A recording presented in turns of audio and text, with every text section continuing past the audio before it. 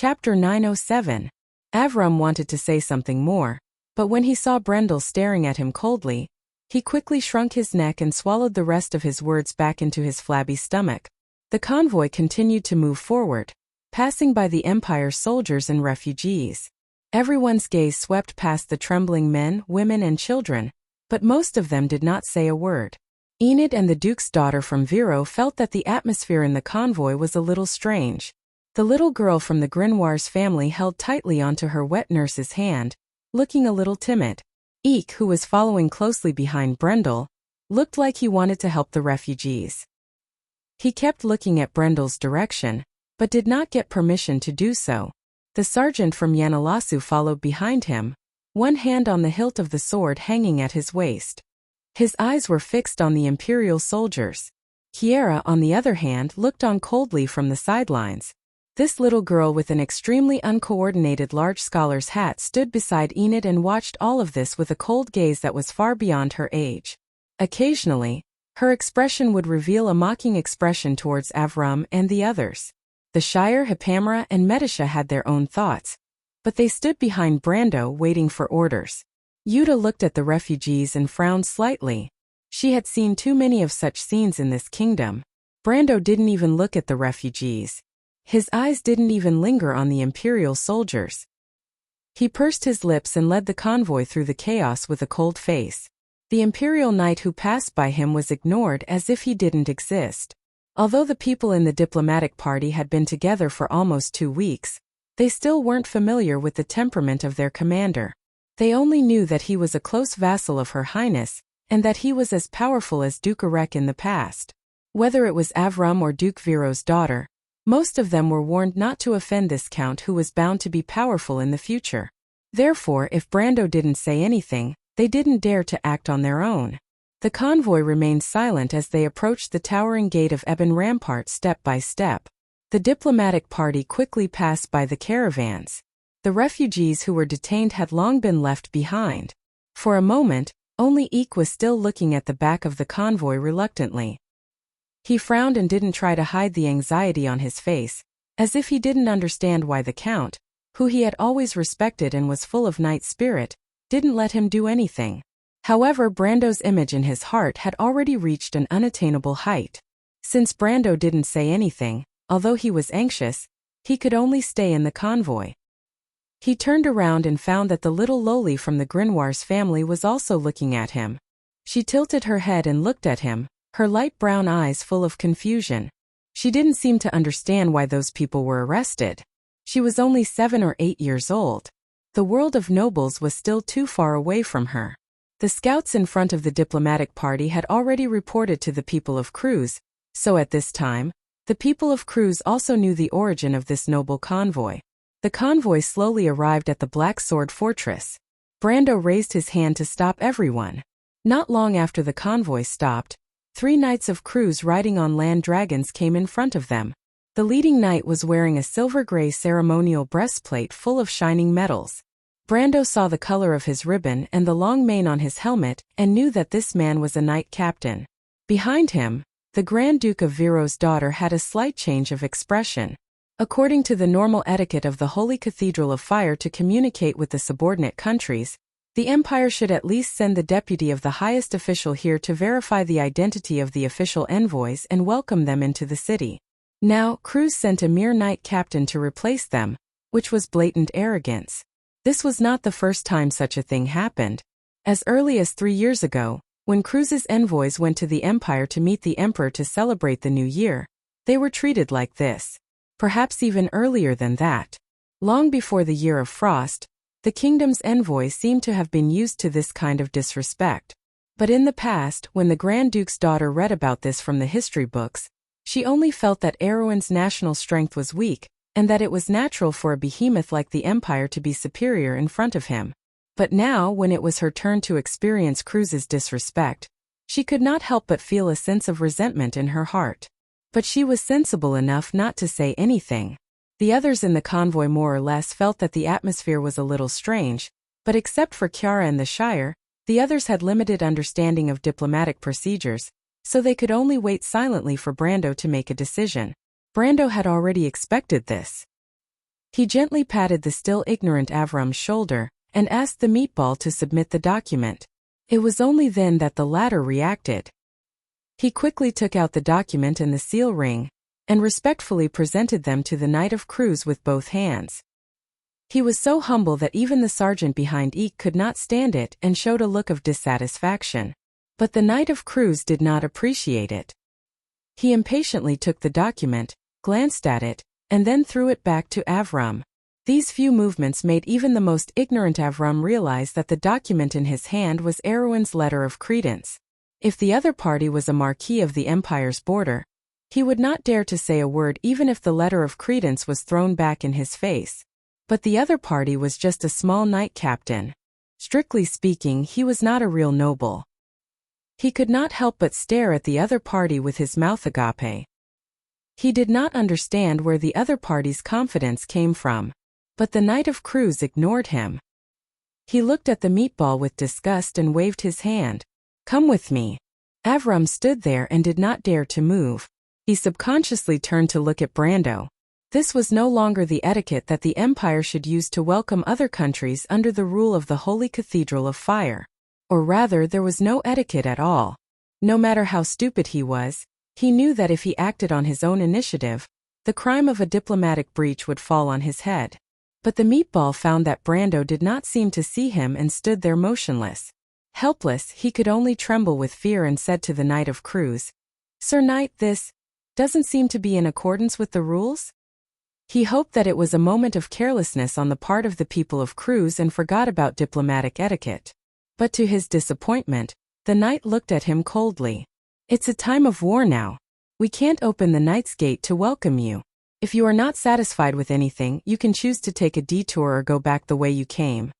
Note: the Knight's Gate was the name given by Duke simply to the front gate of the fortress, in honor of the soldiers of Cruz who died in this fortress. Go back the way you came? Avram was sweating profusely. At this moment, he had really seen the arrogance of the Kurlutzians. He used to think that this was natural.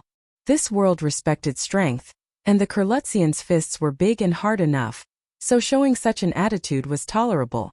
But when he enjoyed this arrogance, he realized how hateful it was. If he could, he wanted to punch the guy in front of him in the face and then throw a punch at the damn Count Tanagel's face. Of course, this was just a thought. Even if he had 10 times the courage, he wouldn't have the guts to do it. But when he was in a dilemma, Brando finally opened his mouth. "Avram, tell him that we can't go back." Avram's voice was holy. He hurriedly looked back at the people of Cruz. The knight seemed to have expected this. He couldn't help but smile contemptuously. "Then please follow me, Sir Envoys." He deliberately emphasized the word Sir Envoys. Coupled with his heavy Cruz accent, his words were full of sarcasm. This sentence made Avram's heart tremble. He was afraid that the arrogant commander would not be able to hold back his sarcasm. Other than him, the other people in the envoy group also frowned, especially Count Janelace's right-hand man behind Eek. As a soldier, his right hand was already tightly gripping the hilt of his sword. Although Avram was famous for being a hedonistic aristocrat in Karsuk, he still had the ability to observe people's expressions. Naturally, he could sense the tense atmosphere. He wiped his sweat and kept glancing at Brando. He wanted the Count to make a statement, whether he was dead or alive. But unfortunately, Brando still stood there motionlessly as if he didn't hear the words of the Knight of Cruz. This time, the Knight of Cruz finally realized that something was wrong. He directly ignored the fatty in front of him and raised his head to look at Brando strangely. He realized that this was the leader of these Erwin people. Although he didn't know who the other party was, it didn't stop him from speaking. He replied with some arrogance. "What's the matter, everyone? Are you going to stay here forever?" Brando glanced at the guy. He had already gotten used to the arrogant faces of these Cruz people in his previous life. Central nobles like Veronica, Lenoret, and Brund were slightly better, but these Cruz soldiers at the border had more chances to interact with the Erwin people. It was as if the trembling refugees and the Erwin nobles had already spoiled their temper. Therefore, this group of people was almost the most arrogant group of people in the empire. In their eyes, the Erwin people were only a little higher than beasts. This attitude became especially obvious after the First War of the Black Rose.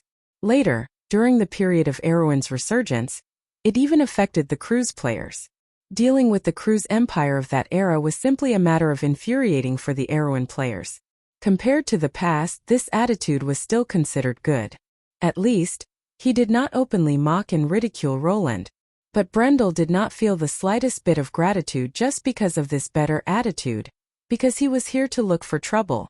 To other people, going to the Empire as an ambassador was to participate in the mobilization ceremony before the Holy War. But to him, this purpose was actually dispensable. He stared at the cruise knight and could not help but curse in his heart.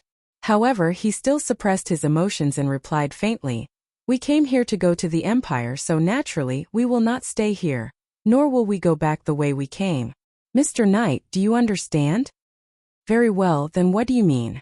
The cruise knight seemed to have heard the funniest thing in the world. He looked at Brando's group as if he was looking at a group of idiots. He thought that this group of country bumpkins must have come from some remote place and had never seen the world before. Otherwise, how could they be so dumb? "What we mean is that you must follow the etiquette and open the main gate to welcome the delegation into the fortress. This is related to the dignity of the Empire, and also to prove to the world that you cruise people are at least not ignorant of etiquette." Brando replied concisely. The Duke's daughter opened her mouth in the back. This time, not to mention the Curlet's knight, even she felt that her commander had suddenly become so rigid. The Curlet's people made it clear that they wanted to belittle them and give these country bumpkins a show of strength. These diplomatic etiquette did not need the Count to remind them. Obviously, the Curlet's people were already well aware of it, but they did it on purpose. However, if Brando did not expose this last bit of embarrassment, then both sides could still save some face. However, after Brando exposed this last bit of embarrassment, if the cruise people still insisted on doing this, then the delegation would lose all face. Of course, she did not believe that the Count of Tonnagel was that simple. She faintly felt that Brando seemed to be deliberately forcing the Count into a dead end. At the same time, the cruise knight's face also changed. "What are you talking about?" He could not help but shout in anger. "I said that it is a time of war, and it is impossible to open the Knight's Gate. Don't you understand, sir? This is the border between the Erewhon Kingdom and the Cruise Empire. I have never heard of any war." Brendel ignored the knight's reprimand and replied nonchalantly, "You're right. You're right. Is that so?" The knight could not help but sneer. "Then you can go and convince the Marquis that this order is given by him. If you can convince him that there is no threat of war here, then I will personally open the Knight's Gate to welcome you into the city." Brando looked at him and replied, "Well, I will convince your Marquis, but according to etiquette, you are not qualified to welcome us. This honor was originally reserved for your Marquis Deputy, but if I go and convince him, then I am afraid that he will have to personally come and welcome us as an apology." The cruise knight could not help but stare at him as if he was looking at a madman. "In your dreams," he finally said. "Well, if you don't want to go in with me, then you can wait here. Of course, you are welcome to persuade our Marquis at any time." After that, he left Brando's group and returned to the fortress with his men. It seemed that he really did not want to bother with these Erewhon country bumpkins. After the Curletzians left, Avram, the Duke's daughter, and the others subconsciously looked at their leader. Avram only thought that the Count wanted to show off his courage so that he could advance in order to retreat, but the young lord obviously did not expect the Curletzians to never fall for this. The Duke's daughter was silent, but she obviously had the same thought in her mind. But the problem was that now that the Curlet's people had left, they couldn't stay here forever, but whether it was going back or going to the Marquis, it would be a humiliating thing. This matter was obviously caused by their leader, so if someone had to come out and clean up the aftermath, it would naturally be the leader who should come out first. But Brando did not seem to care about this matter at all. He looked up at the towering wall, then turned back and said to the Shire behind him, "The Cruise's men are stubborn. 60 years ago, 60 years later, and even today this has never changed. The Shire, go to my carriage and bring me my sword." Avram did not understand the meaning of this sentence, but the Duke's daughter, who was more astute than him, had already reacted. She stared at the leader of the envoy group, dumbfounded.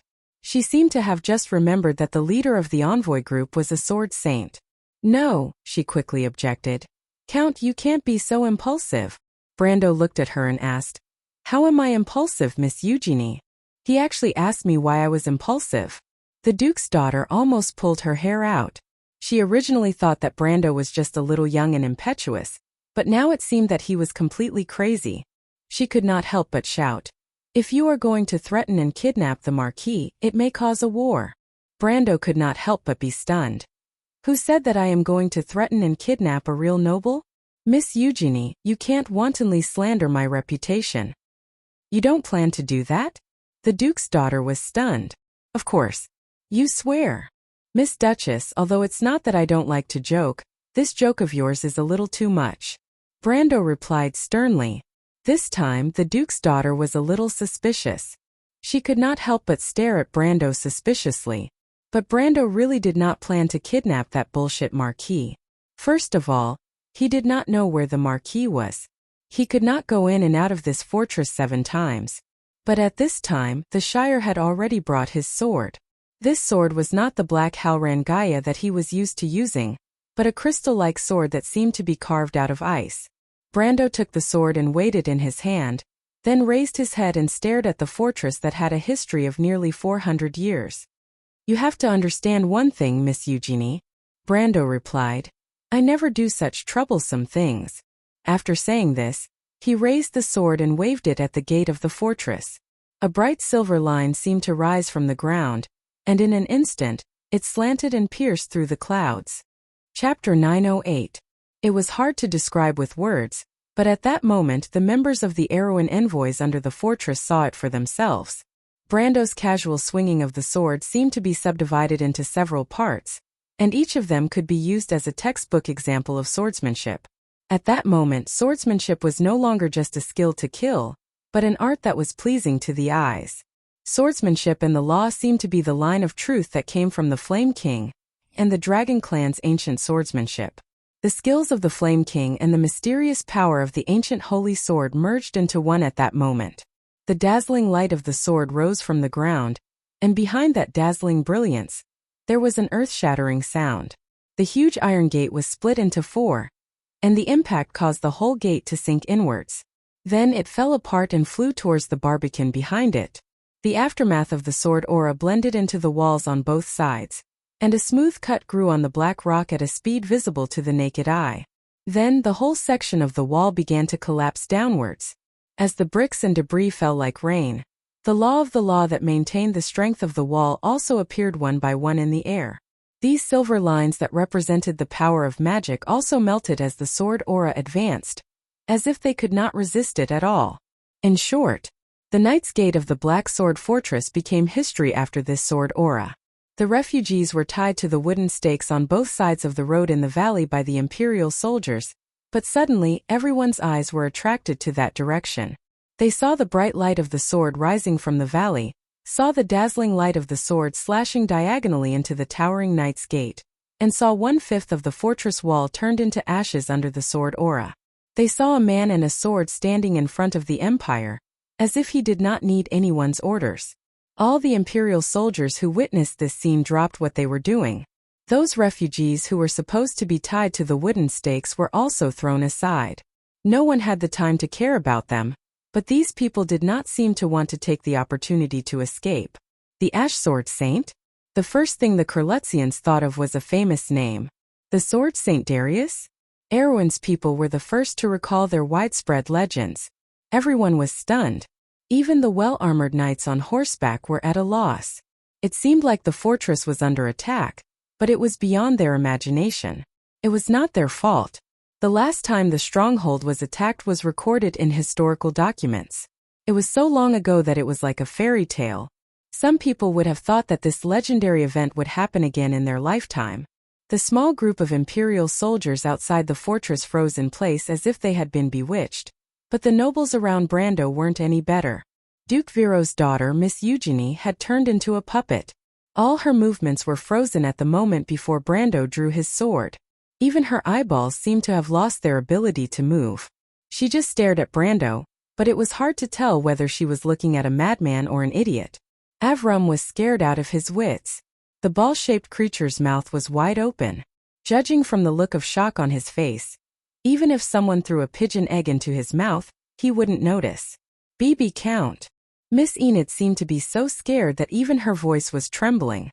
Even Chiara couldn't help but look at Brendel as if he was a monster. You do you know what you've done? Brando withdrew his sword and did not answer their questions. At this time, the door of Dilfrey's carriage in the convoy behind opened a crack, and the little Prince Haruz finally couldn't help but poke his head out and ask cautiously, Teacher, Miss Dilfrey asked you what happened? Nothing. Brando replied. Nothing. Eugenie finally reacted. She seemed to have been greatly stimulated and almost jumped up without caring about noble etiquette. Do you want to declare war on the Empire? The princess's words seemed to be stuck in her throat as she suddenly remembered something. She looked at Brendel with fear in her eyes. Count Trentheim, my lord, don't tell me you really. But before she could finish her sentence, she was pulled back by Brendel, because a glaring sword light had appeared between the two of them. Brendel raised the frost chant and blocked the sudden long sword, and the sound of metal clashing against metal could be heard as the two swords clashed against each other. With the sword as the center, silver and golden lines extended at the same time. The lines of law were like a curved shield, completely blocking the attack on the other side. The golden raindrops fell on Brando's silver net formed by the lines of law, but did not penetrate it at all. Cruz finally reacted. This sudden attack was completely out of the Duke's daughter's expectations. She was shocked and naturally swallowed the second half of her sentence. Brando, on the other hand, understood the origin of his opponent in this short exchange. Golden Sacred Flame. His opponent was also an elemental rank. But unfortunately, he was still far from being able to catch up to him. The exchange of swords happened in an instant. Brando snorted slightly and swung his sword a second time in an instant, hitting the man's sword. The man immediately screamed, "Truths!" He flew back towards the city wall and crashed into the rubble that was filled with smoke and dust. There was another Kurlet's knight who was about to rush over from the direction of the collapsed walls, but when he saw Brendel's sword, his expression changed and he stopped in his tracks. He asked Brendel fearfully, "Who are you and why are you attacking the Empire?"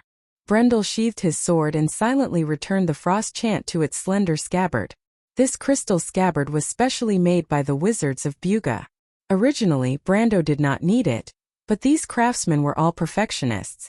They loved this legendary sword so much that they could not bear to part with it. They could not wait to make a complete set of equipment, from the scabbard to the sword holder. However, it was a pity that even the silver citizens were unable to repair this legendary holy sword. Brando put the scabbard back in the Shire's hand, then picked up Halran Gaia and looked back at the knight. The armor on his body was obviously not cheap. The accessories on the armor were basically made of pure gold or real mithril, not gilded fake. He also wore a knight's badge, but like most people, he did not wear a knight's badge. He did not like to wear a helmet, revealing a head of light golden shoulder-length hair. He looked like a middle-aged man in his 50s or 60s. Brando could tell at a glance the identity of this person.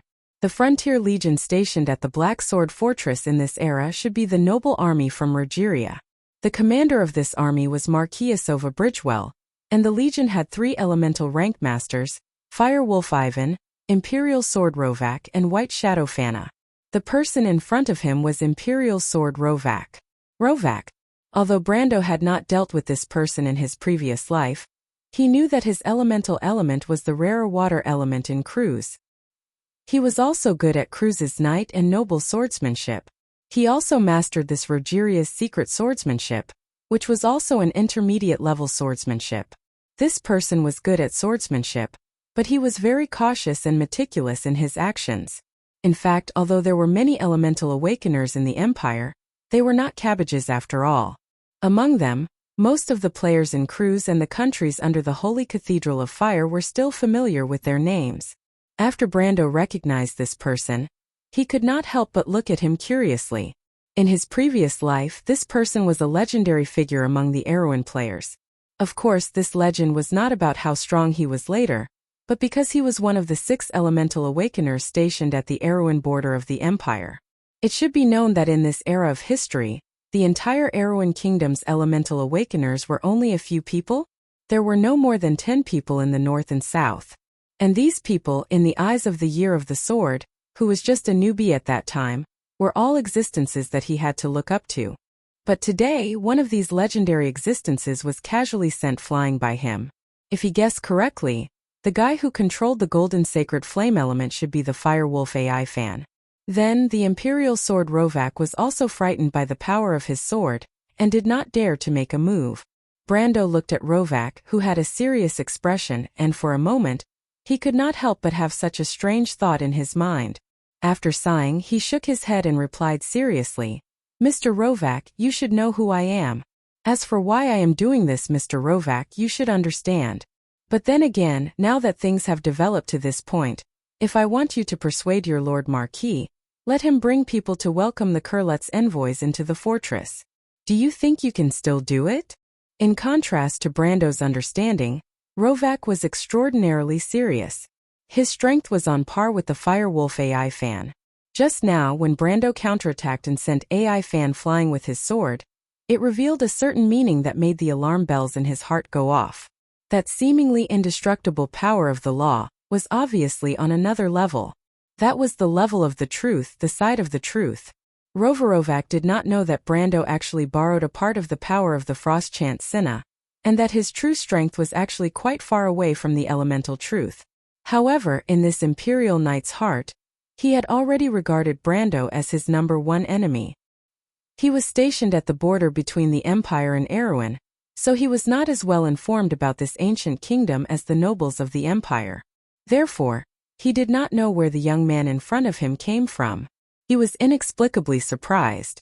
When did such a genius appear among the people of Erewhon? It was as if he appeared out of thin air. After listening to Brando's words, he was extremely regretful.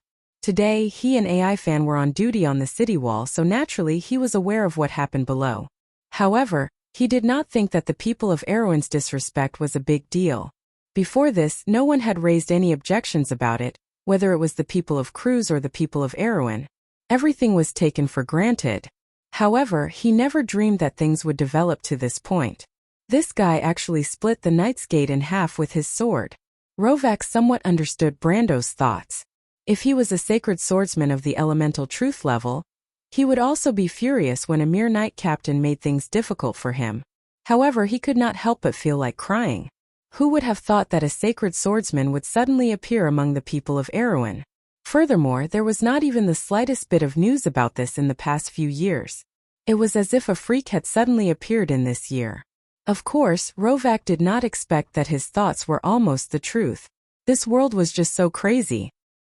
He only moved his Adam's apple and replied with some difficulty, "I'm afraid that's not possible." "That's why," Brando replied. "Our conversation is meaningless, Mr. Rovak. Since you can't do it, let me do it myself." After saying that, he raised Halrangaya and took a step forward. "Your Excellency, you can't do that." The Duke's daughter seemed to have just reacted. She was a little numb as she watched Brando severely injure an Imperial swordsman in front of her. He also scared the other Imperial swordsman to the point of stopping.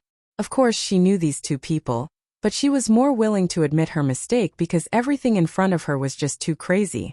Even her voice was a little weak as she said, "We can't anger the people of Cruz anymore." "Your Excellency, are you going to declare war on the Empire?" Rovak was about to cry.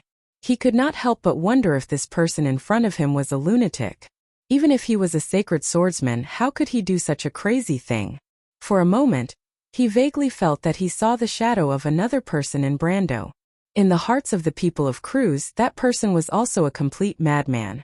A complete madman. That person's name was Mephisto. Declaration of war? Brando was a little amused.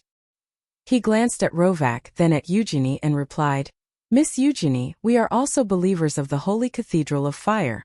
We are responding to the call of the Holy Cathedral to participate in a holy war. But here we are being unreasonably humiliated by a group of ignorant people. Therefore, it is hard for me not to suspect that these people are trying to deny the legitimacy and God of this war. Saint, now I intend to correct their point of view. Not only is it not to declare war on the Empire, but it is to eliminate some stubborn people for the Holy Cathedral. Therefore, contrary to what you think, I am doing this to show the firm and loyal position of the people of Erewhon. Not only will they not be condemned, I think they should be rewarded for this. Eugenie looked at him dumbfounded. This was clearly the logic of a bandit. But she opened her mouth and suddenly understood what Brando meant. If they inexplicably attacked one of the Empire's fortresses, it would naturally be taken as a declaration of war. But according to what he said, it would be a different situation. The key point was, at this juncture of the Holy War, would the Holy Cathedral of Fire push Erwin out? Would the Silver Queen suddenly let her south become the most unstable factor in the war? The answer was obvious. She suddenly remembered what Brando had said to them before. A big country had its strength, a small country had its wisdom, and Erwin also had its own advantages. Indeed, compared to the gains and losses of the entire Holy War, why would the Holy Cathedral of Fire and His Majesty the Emperor be entangled in these details of dignity and face? Chiara obviously understood this at this moment. Understanding Brando's meaning, the little girl snorted softly. "You're thinking too much. Be careful not to get burned by playing with fire." Brando shook his head gently. He was indeed playing with fire, but it was just that he had to play with it. He looked up and waited for Rovak's reply. Rovak's face had already become extremely ugly. He was not stupid and naturally understood the meaning of Brando's words. But he took a light breath and the pride of being an imperial citizen finally prevailed. "You are very strong, Count Rovak. But do you intend to challenge an imperial army alone? I can tell you categorically, Monsieur le Count, that is impossible, and no matter what His Majesty the Emperor's final answer, I am here to tell you, with the glory of the Crew's army, that we will never let you take half a step into this fortress. If you insist on going to war with us," Rovak shouted. "Crew's Knight, prepare for battle." Brando only heard a soft whoosh and subconsciously looked up. He saw that the griffin cages on the city walls had been opened one after another. Dozens of griffins flew out of the city walls in an instant. These birds of prey in the air screeched and spread their wings. For a moment there was an illusion that they covered the sky. The Imperial Army! Someone in the valley shouted in a shrill voice. The scene in front of him was exactly the same as what he had seen in the Holy War 10 years later. The prosperity of the Empire was built on the pride of its citizens. This glorious army was enough to shock anyone who saw it for the first time. But unfortunately, Brando looked at the white birds of prey that flew out of the city walls. He placed one hand on the scabbard of Halran Gaia and the other hand gently pulled out the dark blade of the sacred sword. He had already seen this scene before. He casually threw the scabbard behind him and raised Halran Gaia in front of him. "There is something I have to tell you. My army has never been alone." As if to prove this sentence, countless black dots rose from the mountains. P.S. == strange, I remember I sent it at 11 o'clock. Thank you for reminding me, I was almost late. Chapter 909. What rose from the mountains were magical creatures that were sculpted from rocks into flying monsters full of power. They had the head of a goat and the body of a human. They had steel-like claws on their limbs and a wingspan of more than 7 meters. Their stony skin shone with a pale green luster under the cold winter sun. They were covered with faintly glowing magic runes, and 2 ghostly green gems formed the eyes of these magical creatures. They were not the most primitive gargoyles, but a type of rune gargoyles. Brando wanted gargoyles and Tanya, the competent aunt, got him the best one. As he said, these things were nothing to the Bugas, so the craftsman mages were happy to help Brando as much as possible without crossing their bottom line, so that he could take back the azure lance for them. The griffins that soared in the sky of the Empire never thought that they would one day face such a battle. The densely packed gargoyles were rising from the mountains into the sky, and in the blink of an eye, they occupied the sky above the mountains. The screams of these magical creatures came one after another, coming from all directions as if they were surrounded. However, the griffins let out a clear and melodious cry at the same time, as if a kind of pride was urging the brave and fearless birds to spread their snow-white wings and meet their enemy. That was the symbol of the Imperium. They took the initiative to attack the enemy that was dozens of times larger than them. They were like straight silver lines that pierced into the dark clouds, but in the next moment, their wings were scattered and their spears were broken. The Imperial soldiers looked at the scene in a daze, watching the ferocious birds of prey of the Empire that they were so proud of vanish in an instant. After a while, a dry warning came from the observation room. It looks like gargoyles. Although there were still 100 Griffin Knight on standby in the fortress, everyone's feet were rooted to the ground at this moment. No one ran down the wall to inform the others because it was too late. The gargoyles were like a dark cloud in the sky. After swallowing the griffins, they spread across half the sky like a flock of migrating birds. When they came over the fortress, the Imperial soldiers still looked up in a daze. It was not until the first rock fell from the sky and smashed the battlements into pieces that they screamed and reacted. A disaster was imminent. Under the preset command, the gargoyles split into 3 as soon as they entered the sky above the fortress, and 3 huge arrowheads in the air pointed in different directions. The first arrowhead, made up of 200 gargoyles, pointed directly in the direction of the wall, while the second arrowhead, made up of 300 gargoyles, pointed to the inner city. The remaining gargoyles, made up of the largest arrowhead, went straight to the headquarters of the Griffin Knight in the Black Sword Fortress, as if they already knew where it was. When the Kurletzian knights on the city wall saw the 2 huge arrows in the sky flying over the city wall without stopping, they understood what was going on. Their faces were ashen, and only then did they realize that this was definitely a premeditated war. The inner city was in a state of chaos. The soldiers who were not on duty in the fortress area were being rushed out of their residences in the inner city, from various places of entertainment such as bars, brothels, and even lovers' houses. Some were even rushing out from the streets in 2s and 3s. They hurriedly put on their battle robes, put on their helmets, and picked up their weapons. They were either organized or scattered as they rushed towards the direction of the fortress to report. If it was during the Age of Glory, the Age of Chaos, or the half a century before and after the War of Walnut, such a scene would never occur. During that era, even when the Black Sword Fortress was at its most lax, more than 2/3 of the soldiers were on standby at all times. But now this fortress had not experienced any war for nearly 100 years. Even the bandits of Erewhon did not dare to commit crimes in the area ruled by the Empire. After a long period of slacking, they had long developed a habit of being arrogant and condescending.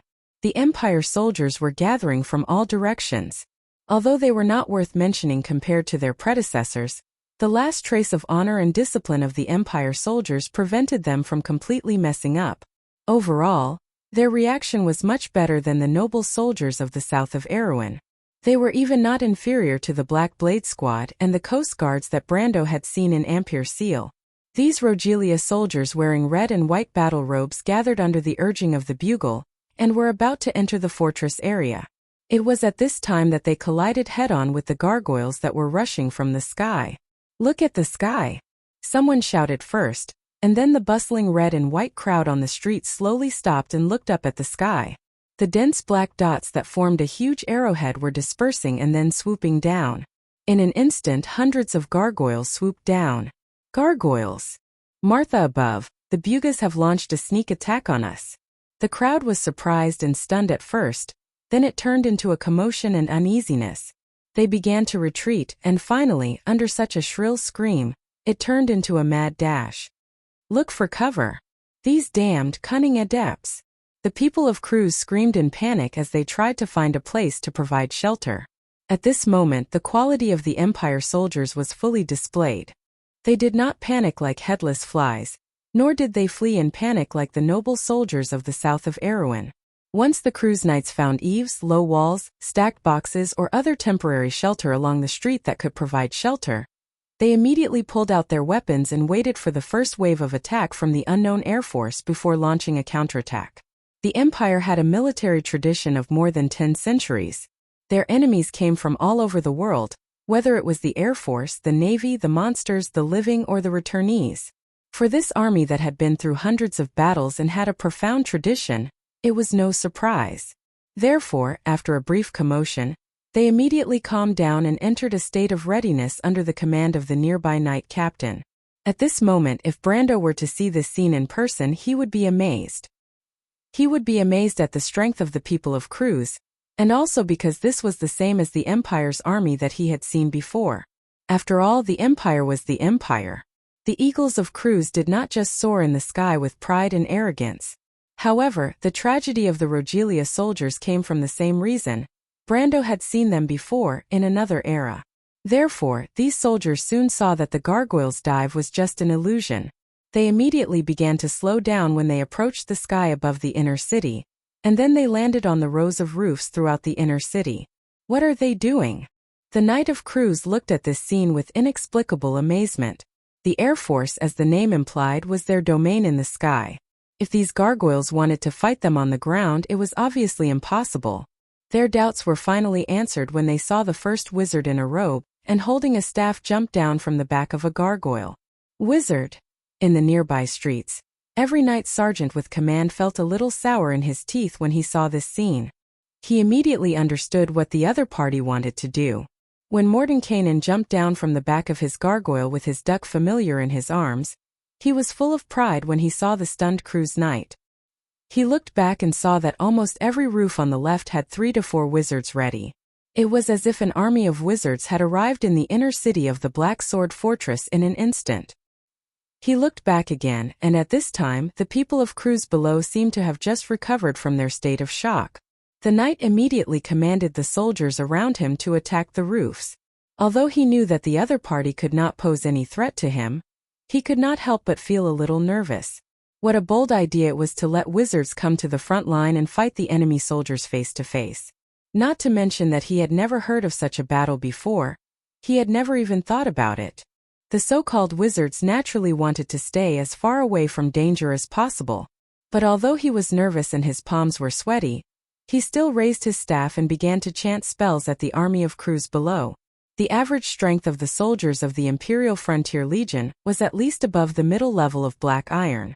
The low roofs of the inner city were not too difficult for them. In a short while, some Imperial soldiers climbed up the roofs with the help of the terrain. Mordenkainen saw that the nearest soldier was less than 20 feet away from him. He could even see the ferocious face of the other party, and the cold gleam of the long sword in his hand. In his heart, he was more than willing to directly throw the spells he had prepared at that guy. But at the last moment, he forcibly shifted his target and raised his staff to cast a spell at the Imperial soldiers clustered in the street. The law of stillness and stagnation imprison. Mordenkainen shouted. As if there was an invisible wall descending from the direction he was pointing at, there was a slight vibration in the air. All the Imperial soldiers on the street immediately became motionless as if they were possessed. At the same time, out of the hundreds of magi that descended with the gargoyles, about a third of them completed the same control spell. The other third were too nervous and failed to cast the spell, while the remaining third could not help but cast the spell on the few soldiers closest to them. But even this 1/3 success rate caused almost half of the streets in the inner city to be completely controlled by the spell in an instant. After casting the spell, Mordenkainen turned his head back, sweating profusely. Only then did he see that the soldier who had climbed up had already been slapped down by the gargoyle. Only then did he breathe a sigh of relief, and a faint sense of pride grew in his heart, because he knew that at least he was the first wizard to cast a spell under this kind of tactic. Based on this point alone, he could already shake off the identity of an apprentice and step into the ranks of an official wizard. The inner city was falling into a special kind of dead silence, as if time had been frozen. The Imperial soldiers who had gathered and jammed the streets quickly lost the ability to fight back under the control of the wizards. It was not that they did not think of counterattacking, but the result of such a dense formation exposed to the attack of magic was imaginable. Almost immediately, they lost more than 2/3 of their manpower. Next, the sorcerers only needed to subdue the fish that escaped the net one by one. In the meantime, the Kurlutz Zero-Star organization launched a long-range attack together, but it was almost useless under the protection of spells. The commando team formed by the Imperial Knights, under the protection of hundreds of gargoyles, also had no effect. Instead, they fell into the trap and became captives. Of course, the Empire also had wizards, but wizards in 2s and 3s were basically no match for hundreds of wizards gathered together. After sporadic counterattacks, they quickly realized that the situation was hopeless. They either raised their hands and surrendered, or simply found a place to hide and seek self-protection. It seemed that in just a moment the Black Sword Fortress had lost most of its backup. The head of the Griffin Knight Regiment, Mariel, stood in front of the floor-to-ceiling window in his office, silently watching the gargoyles in the sky leave. On the other side of his line of sight, the headquarters of the Griffin Knight Regiment had long been in a mess. This Griffin Fortress, which was built about 2 centuries ago, was tragically not built according to the standards of this era. nor was it built with magic protection. The flight path of the griffin cage was directly exposed to the outside according to the Air Force tradition of about 200 years ago. This was because everyone knew that the enemy of the Black Sword Fortress was the Arrowan people, and the weak air force of the Arrowan Knight could not pose any threat to this fortress. However, it was this traditional understanding that brought about a devastating blow to the fortress. Mariel still had not figured out how those damn gargoyles came about. Originally, he was still sending a messenger to inquire about the loud noise on the other side of the wall, and at the same time, he ordered some of the night to prepare to take off. However, he did not expect the attack to come so quickly. Before the first batch of Griffin Knight could release their beloved griffins from the cages, the black cloud in the sky had already flown over the Knight regiment. What happened next was simply a nightmare. Before that, Mariel had never heard of such an attack. The gargoyles began to dive and then threw down flashing crystals. Most of these crystals hit the passage of the griffin cage, and a small part hit the warehouse of the Knight regiment. What happened next was what he saw now. The passage of the griffin cage had been completely destroyed, and about 160 griffins and more than 30 knights were trapped inside. It was hard to say how many of them could be saved. As for the warehouse, Mariel looked at the two big holes in the ground with a gloomy face. For a moment he was speechless. At this time, outside the ruins of the Knight's Gate, Rovak, who was pointing his sword at Brando, obviously did not know that such a wonderful thing had happened in the fortress behind him. Even so, his face did not look good. Above him, the Empire's soldiers were fiercely fighting with the gargoyles. The wizards in the fortress had already joined the battle, and the longbowmen and crossbowmen had also begun to get into formation. It could be said that the situation was barely stabilized. Behind him, more than 100 Drake Knights had finished their preparations. These cruise knights were wearing heavy armor, and they all raised their spears.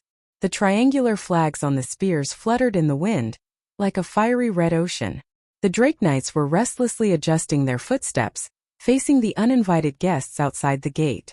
It was as if as long as the order was given, all the knights would come out in full force. But at this moment Rovak did not feel safe at all. This was because in his vision, Brando was approaching him step by step. This count was alone, and he was holding a sword in one hand.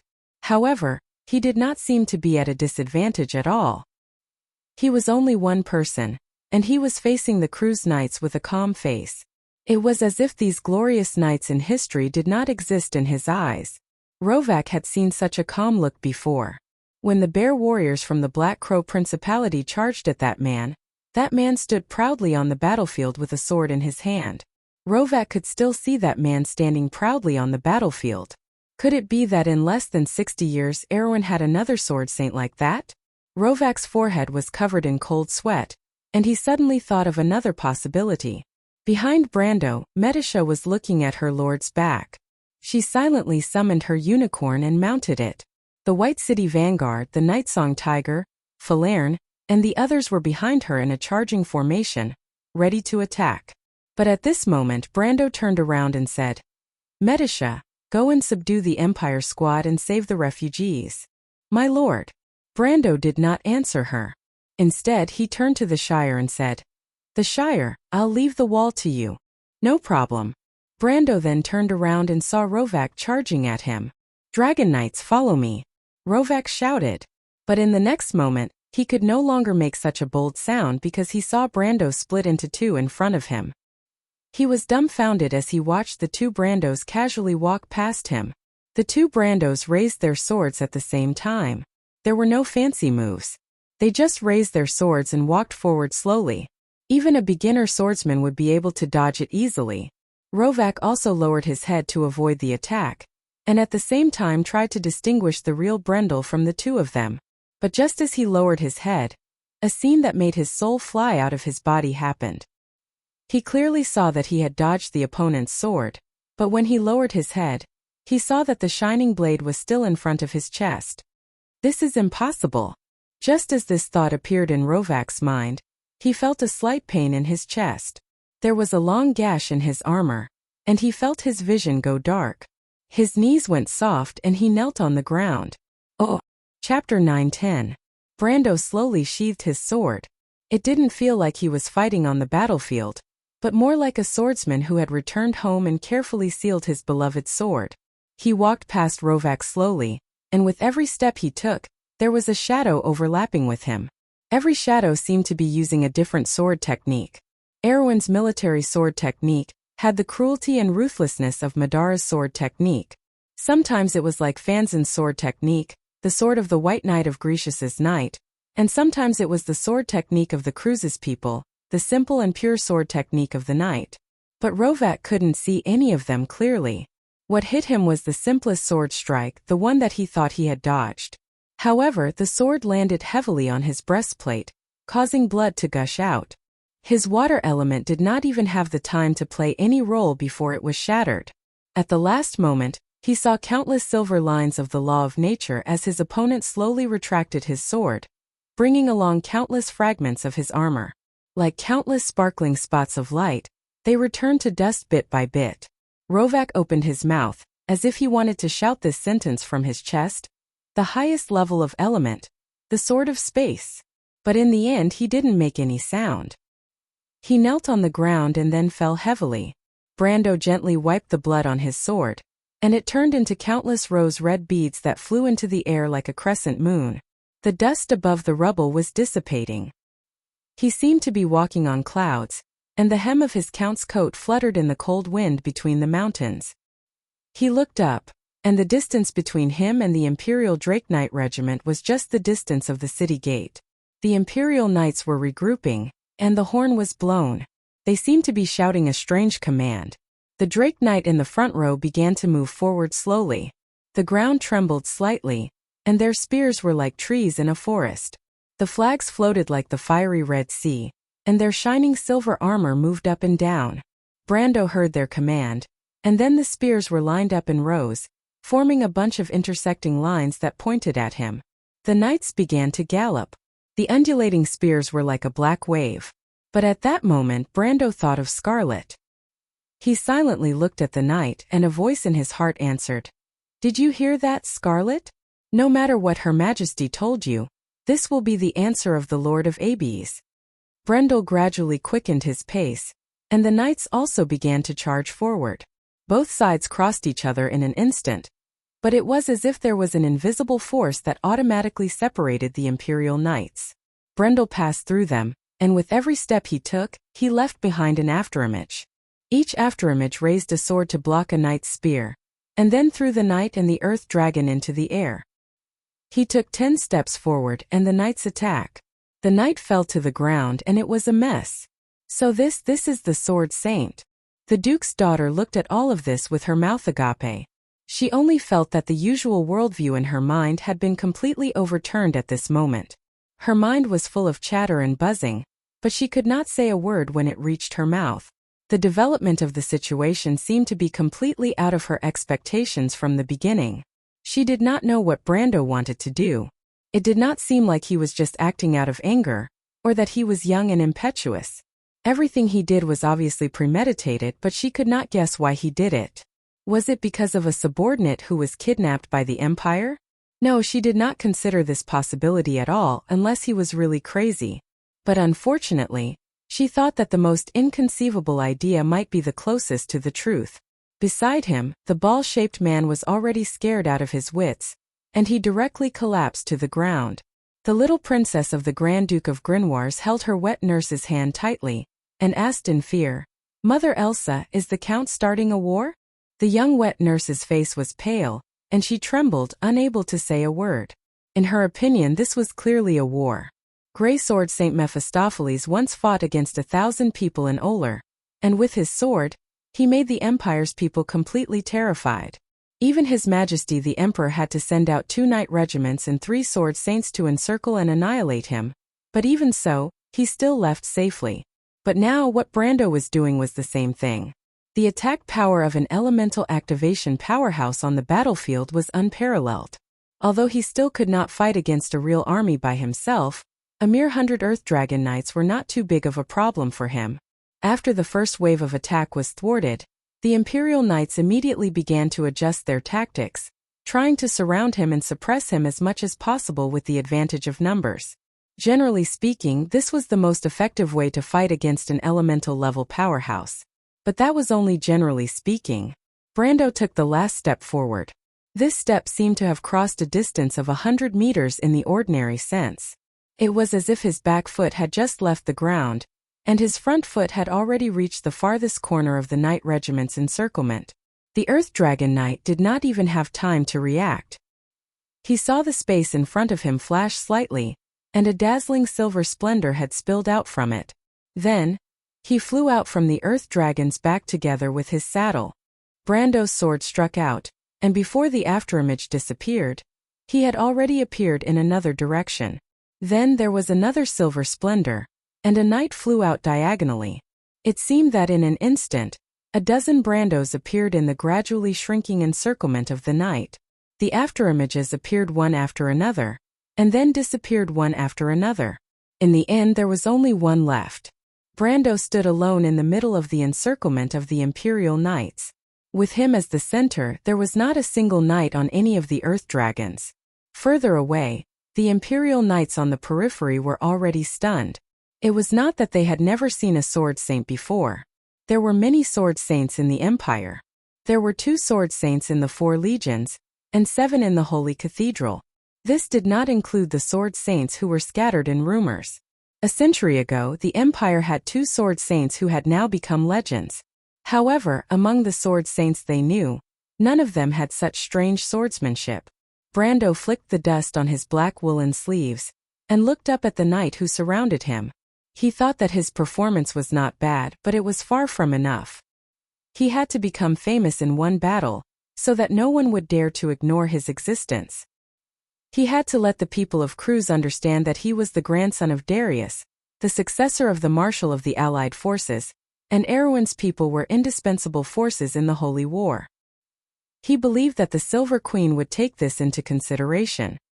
He raised his left hand, and the blessing of Bahamut shone silver under the sunlight.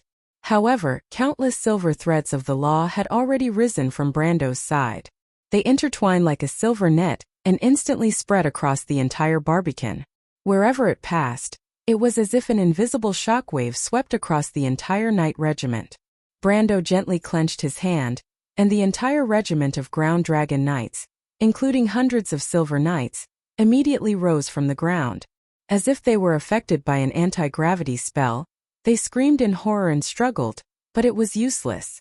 Brando gently pushed them, and all the knights and ground dragons were separated. It was as if a magical hand had disrupted the order, and then rearranged it. The entire square was instantly empty, and the knights and ground dragons were fixed in the air in all directions. There was only one person left in front of Brando. It was a woman with a face full of wrinkles, wearing the Empire's red battle robe, holding a long sword, and a layer of fiery red threads of the law floating around her. She quietly looked at him. "Madame Savannah." Brando politely greeted her as if he had expected her to be here. "I know you," the swordswoman replied with a voice full of vicissitudes. "You are the grandson of Sword Saint Darius. If you want to protect your grandfather, why do you have to do this? If you insist on doing things your own way, you will drag many innocent people into the flames of war. Do you understand? The Empire will not tolerate such provocation." Brando looked at the elderly woman. During the Holy War, she had once served as his grandfather's adjutant. Among the 3 sword saints of the Black Sword Fortress, she was the oldest and the most powerful. Her name was White Shadow, but she was the strongest of the Golden Flame Sword Saints. But he still shook his head. "The grudge between my grandfather and the Empire can be resolved if necessary," he replied slowly. "But today's lesson is only to teach the arrogant people of the Empire a lesson. The teachings of the Holy Cathedral of Fire have never written that anyone is superior to anyone else. There may have been such an empire in history. But I want to ask you a question, Madame Savannah. Where are the people of Myrna today? Why did Guilt the Great and the 3 sages fight?" Savannah looked at him as if she was not moved by his words at all. She only shook her head. "For this reason you want to start a war so that people can face the people of Erwin? Count Guilt, this kind of honor is meaningless to the soldiers who died in battle. I think you should understand this point. The ancient saying of the 9 phoenixes, for the sake of the superiors, One must not be angry and fight. There is no war here, Madam Savannah. Brando replied. Are you deceiving yourself? There is only one dispute here, Madam Savannah. Since you people of Cruz think that Erwin is not qualified to be respected by you, then I will use my strength to correct your point of view. There was someone in history who treated my grandfather the same way. Guess who that person was? Brando replied. Savannah's face changed slightly. The Black Raven Duchy, you mean? Brando interrupted her. I'm glad that you remember this, Madam Savannah. I will answer your question again. I am the leader of Erwin's diplomatic corps. I fight for my kingdom and the glory of my guards. This rule is written in the ancient books of the Holy Cathedral. It is sacred and cannot be violated. Since you people of Cruz have challenged the glory of my guards, just like how the guards of the Black Raven Duchy challenged my grandfather, then you should be prepared, right? Wait, this is the logic of a bandit. We are. Savannah's face darkened. She hurriedly tried to explain, but she was interrupted by Brando for the second time. No one said that the people of Cruz can be detached from worldly affairs, right? This seems like it. But Savannah's eyes flashed with anger. She couldn't help but say word by word. Do you think that you can defeat the Border Legion of Rogeria with your little guards? I'm telling you it's impossible, Mr. Earl. If you let the people of Cruz and Erwin kill each other because of your selfishness, the Empire will not tolerate your sophistry, and your kingdom will not accept such an excuse. Yes, Brendel replied.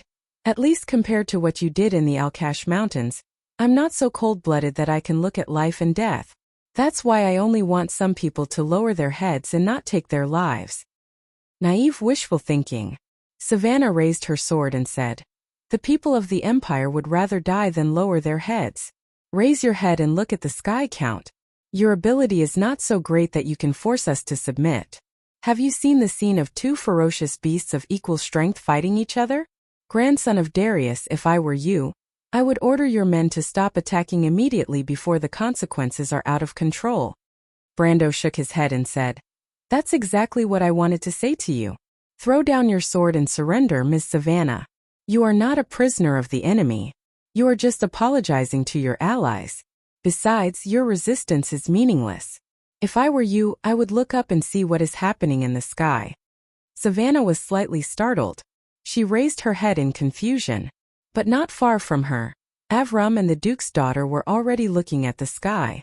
The Empire's wizards were like specks of dust floating above the walls of the Black Sword Fortress. In the sky above the fortress, the Black Rune Gargoyles' attacks and the Empire's counterattacks were fiercely intertwined. They were gradually turning the situation around. The remaining 200 gargoyles were unable to get close to the walls under the intense firepower, and gradually, they began to suffer casualties. The Empire's soldiers almost couldn't help but cheer. Although they didn't know how the battle inside the fortress was going, at least on the walls they were about to win. As long as the enemy couldn't climb the walls, it was only a matter of time before the scales of victory tilted. But all of this only lasted until the appearance of the young wizard. Avram looked at the sudden battle with fear. Beside him, Eek and the officer from Yanalasu had already mounted their horses and were preparing to follow Medisha to save the refugees. As for Avram, his mind was filled with thoughts of how to end the battle. No, it should be said that there was no way to end the battle. This damned Earl had actually launched a surprise attack on the Empire's fortress. This was something that couldn't be justified. He could almost imagine how furious the Emperor would be after hearing this news.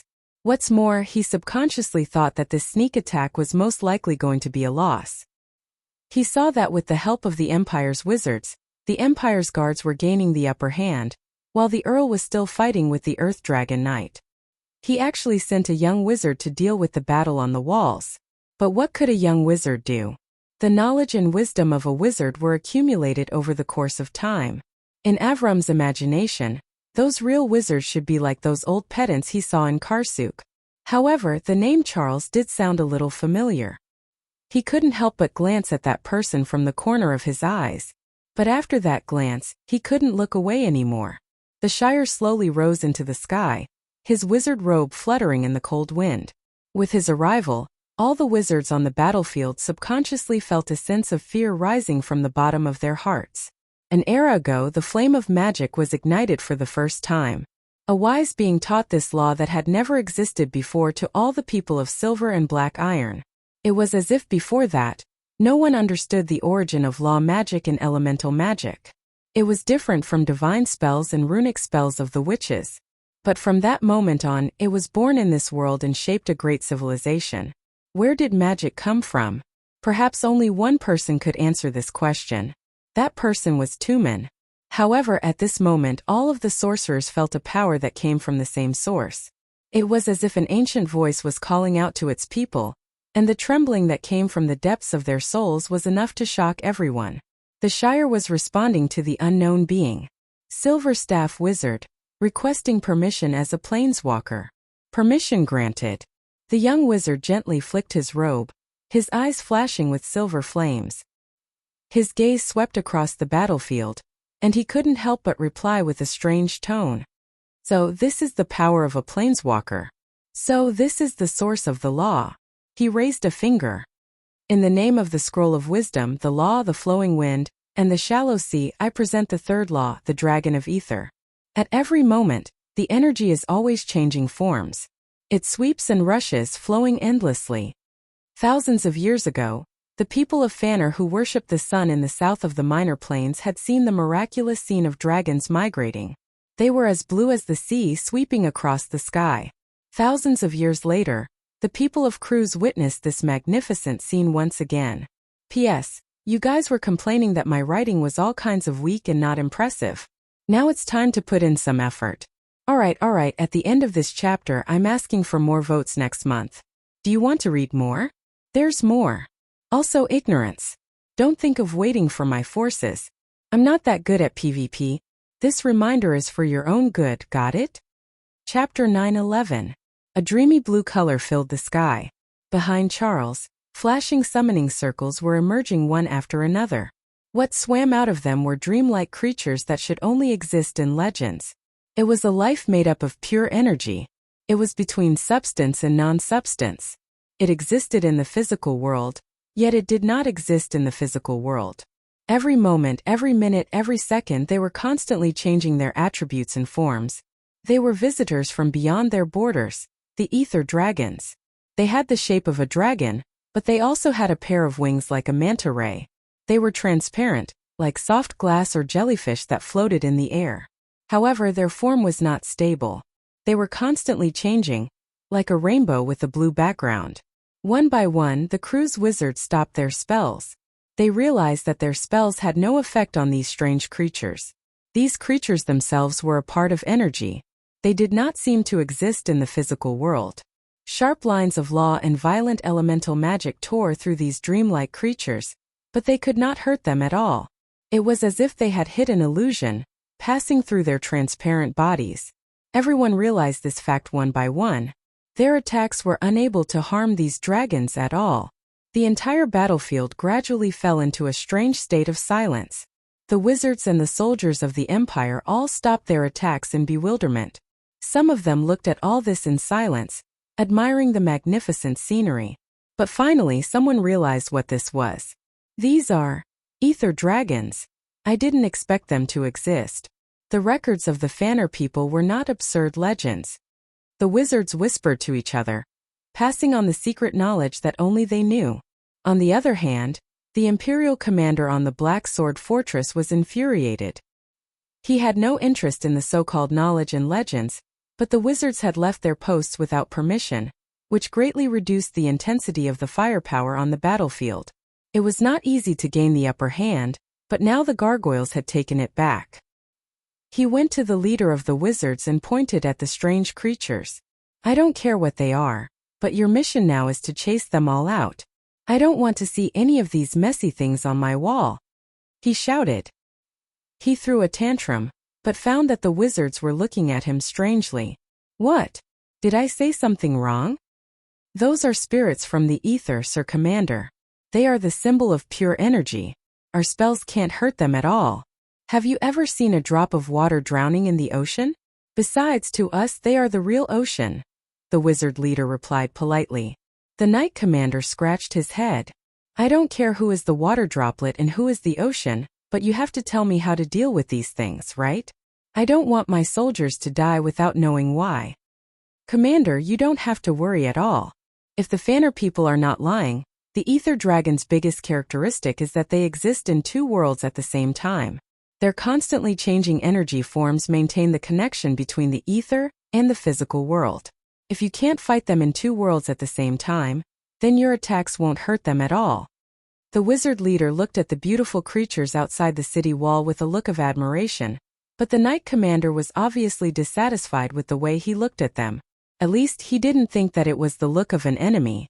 Of course, he didn't understand that the ether dragons were the symbol of magic. Their blue color was the color of the Buga's flag. Although the Bugas were known as the Silver Alliance, their emblem was an eye on the blue ocean. It symbolized the two extremes of the wizard world, knowledge and magic. Doesn't that mean that I can't do anything to them? Why don't we just surrender? The knight commander replied impatiently. Why do you say that, Sir Commander?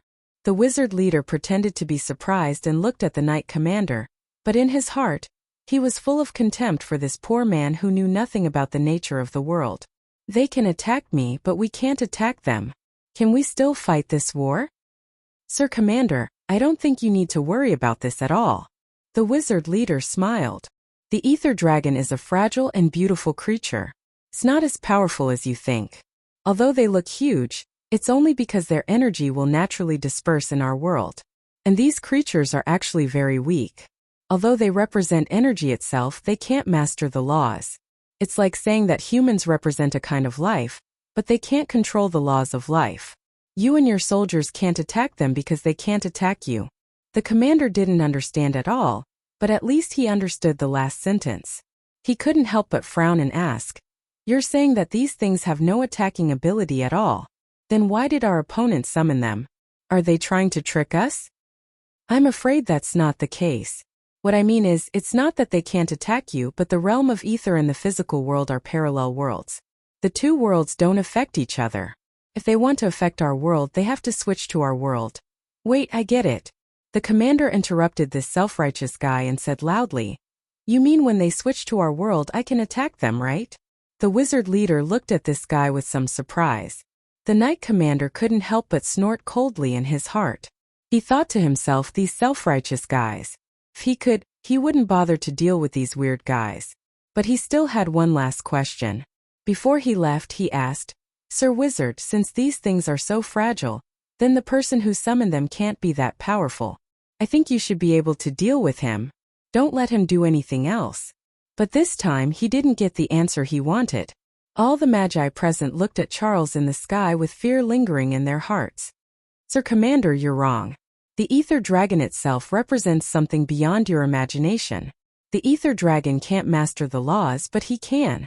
We still don't know who this master is, but we can be sure that he has mastered a deeper level of the laws. All of us here can testify to this. Just a moment ago, we all felt the vibration from the sea of magic." The wizard leader shook his head with a solemn expression. "You may not understand what I'm telling you, Sir Commander, but I have a suggestion for you. You'd better use your soldiers to create some trouble for him. Otherwise, we may not be his match." "What?" The commander was shocked. "But he looks much younger than you. In the world of wizards, knowledge and power are the strongest, not age," the wizard leader replied. "Are you sure?" "I'm not sure." The wizard leader shook his head. "Just a guess. But you can bet that I'm wrong, Sir Commander." The commander glanced at these wizards in long robes and hoped that he was wrong, but he didn't know that everyone present had the same idea. Savannah raised her head and saw this scene. She saw the Empire's soldiers launch a desperate counterattack. The azure sea looked so dazzling, but it was incredibly fragile. The ether dragon's attack was far less dazzling than their appearance. She could clearly analyze that the strength of these strange creatures was no higher than the peak of the silver level. They were on par with most of the Empire's knight on the city wall. And what was gratifying was that after the ether dragons launched their attack, they quickly suffered casualties. The attacks that could not hurt them before, when they switched to the material world, shot them down from the sky for the first time. But the ether creatures that fell from the sky often ended their lives in a strange way. It was like a dazzling self-explosion. Their transparent bodies crashed into the city wall, and then exploded into a light blue ripple. Under the shock of the ripple, the Empire's soldiers were unharmed, and the city wall was not damaged at all. The only change was that the spells of the Empire's wizards began to become sparse. The lady vaguely understood what was going on, but what she found strange was that the number of ether dragons was decreasing very fast, far faster than the speed of their deaths. They seemed to have occupied the whole sky before, but in an instant there were only a few left. Where did the ether dragons go? She vaguely felt that something was wrong, but she didn't know what the problem was. But what really puzzled Ms. Venna was that this was what Brando wanted her to see, so that she could admire how he failed. But she obviously did not see such frustration on the face of this descendant of Darius. Brando was still smiling as he looked at the sky. That confident look had never faded. The ether dragons in the sky finally disappeared one by one. But this was not good news for the Empire's wizards. They were speechless. They had never seen these legendary creatures, and did not expect them to burn their magic after death. This only led to one result, and that was that all the wizards who were caught off guard had their magic depleted in the first moment. A few of the more senior wizards were still fine, but the apprentices around them were all pale and swaying. The ether dragons were upgraded from the young wind spirit dragons and spiders, and this characteristic was also in the same vein. But immediately someone discovered a new problem. They're disappearing at the wrong speed. No, they're not disappearing. They're moving to the ether realm, Captain. The wizards were much more knowledgeable than a mere swordsman like Venna, and immediately realized the problem. But at this moment the Shire was turning the face of the card. The Planeswalker's law was like a flame, burning fiercely in his body. This flame seemed to ignite his eyes, making them shine with the same silver light. He looked down at the crew's stronghold from above, and there seemed to be two different consciousnesses in his mind. One was thinking about the battle situation, and the other was counting carefully. After the Empire's wizards were defeated, the gargoyles began to regain the upper hand. Although they still had to face the difficult Empire's longbowmen, at least they did not have to face the risk of being torn apart by terrible spells at any time and place. Moreover, the magic defense of the Black Sword Rampart was gradually weakening, and the wizards who injected magic into it were now depleted of their magic. And in the Shire's body, the magic that had been completely exhausted in order to summon the ether dragons was slowly recovering, and the speed of recovery seemed to be gradually increasing as the ether dragons disappeared. And this rising magic was once again injected into the face of the ether dragons. Then a new batch of ether dragons appeared in the sky. The crew's people were looking up at the sky, and a considerable number of them even opened their mouths wide. Look over there, there's more over there. There's more here too. Kill them. They're disappearing again. New monsters have appeared again. It was chaos on the city wall. The Empire's soldiers and wizards were dumbfounded as they watched the ether dragons appear and disappear and reappear. But every time they disappeared, they would bring new companions with them, as if they were increasing geometrically. No one understood what was going on, but the ether dragons seemed to have really converged into an ocean, and when they launched their last attack, the terrifying tsunami-like scene finally arrived.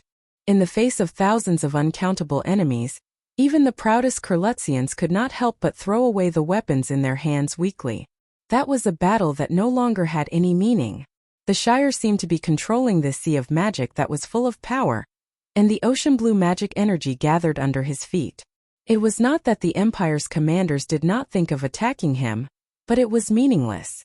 Every time they were about to achieve their goal, a pure silver holy shield would appear in front of the Shire. That was the holy song of protection. Hippamera held the will of the mountains in her hand, and had the support of endless magic from the ether dragons. She had chosen the target of this spell countless times. The last scene that Savannah saw was that the blue ocean had completely covered the city wall of the Black Sword Fortress. It was not that she had never seen such a spectacular scene, but that was during the Holy War, when she was facing the most powerful wizards of Saint Tossel. She seemed to have finally recognized the young wizard. It's him. The lady muttered to herself in disbelief. He's not dead. The genius of the Black Tower wizards, I should have known. He has always been so unexpected. Brando was slightly startled. It seemed that this was the second time he had heard such words. He could not help but raise his head and look at the Shire in the sky. Savannah had already retracted her gaze. Cruz's men had been completely defeated, and the reinforcements in the fortress had yet to arrive. She could already imagine what had happened. "You won," she replied calmly. "I just didn't expect that after 40 years, he would actually become a great wizard. The Black Tower wizards finally have a wizard leader after 1,000 years. Those who made the decision back then must have never thought that this day would come. But grandson of Darius, what have you gained?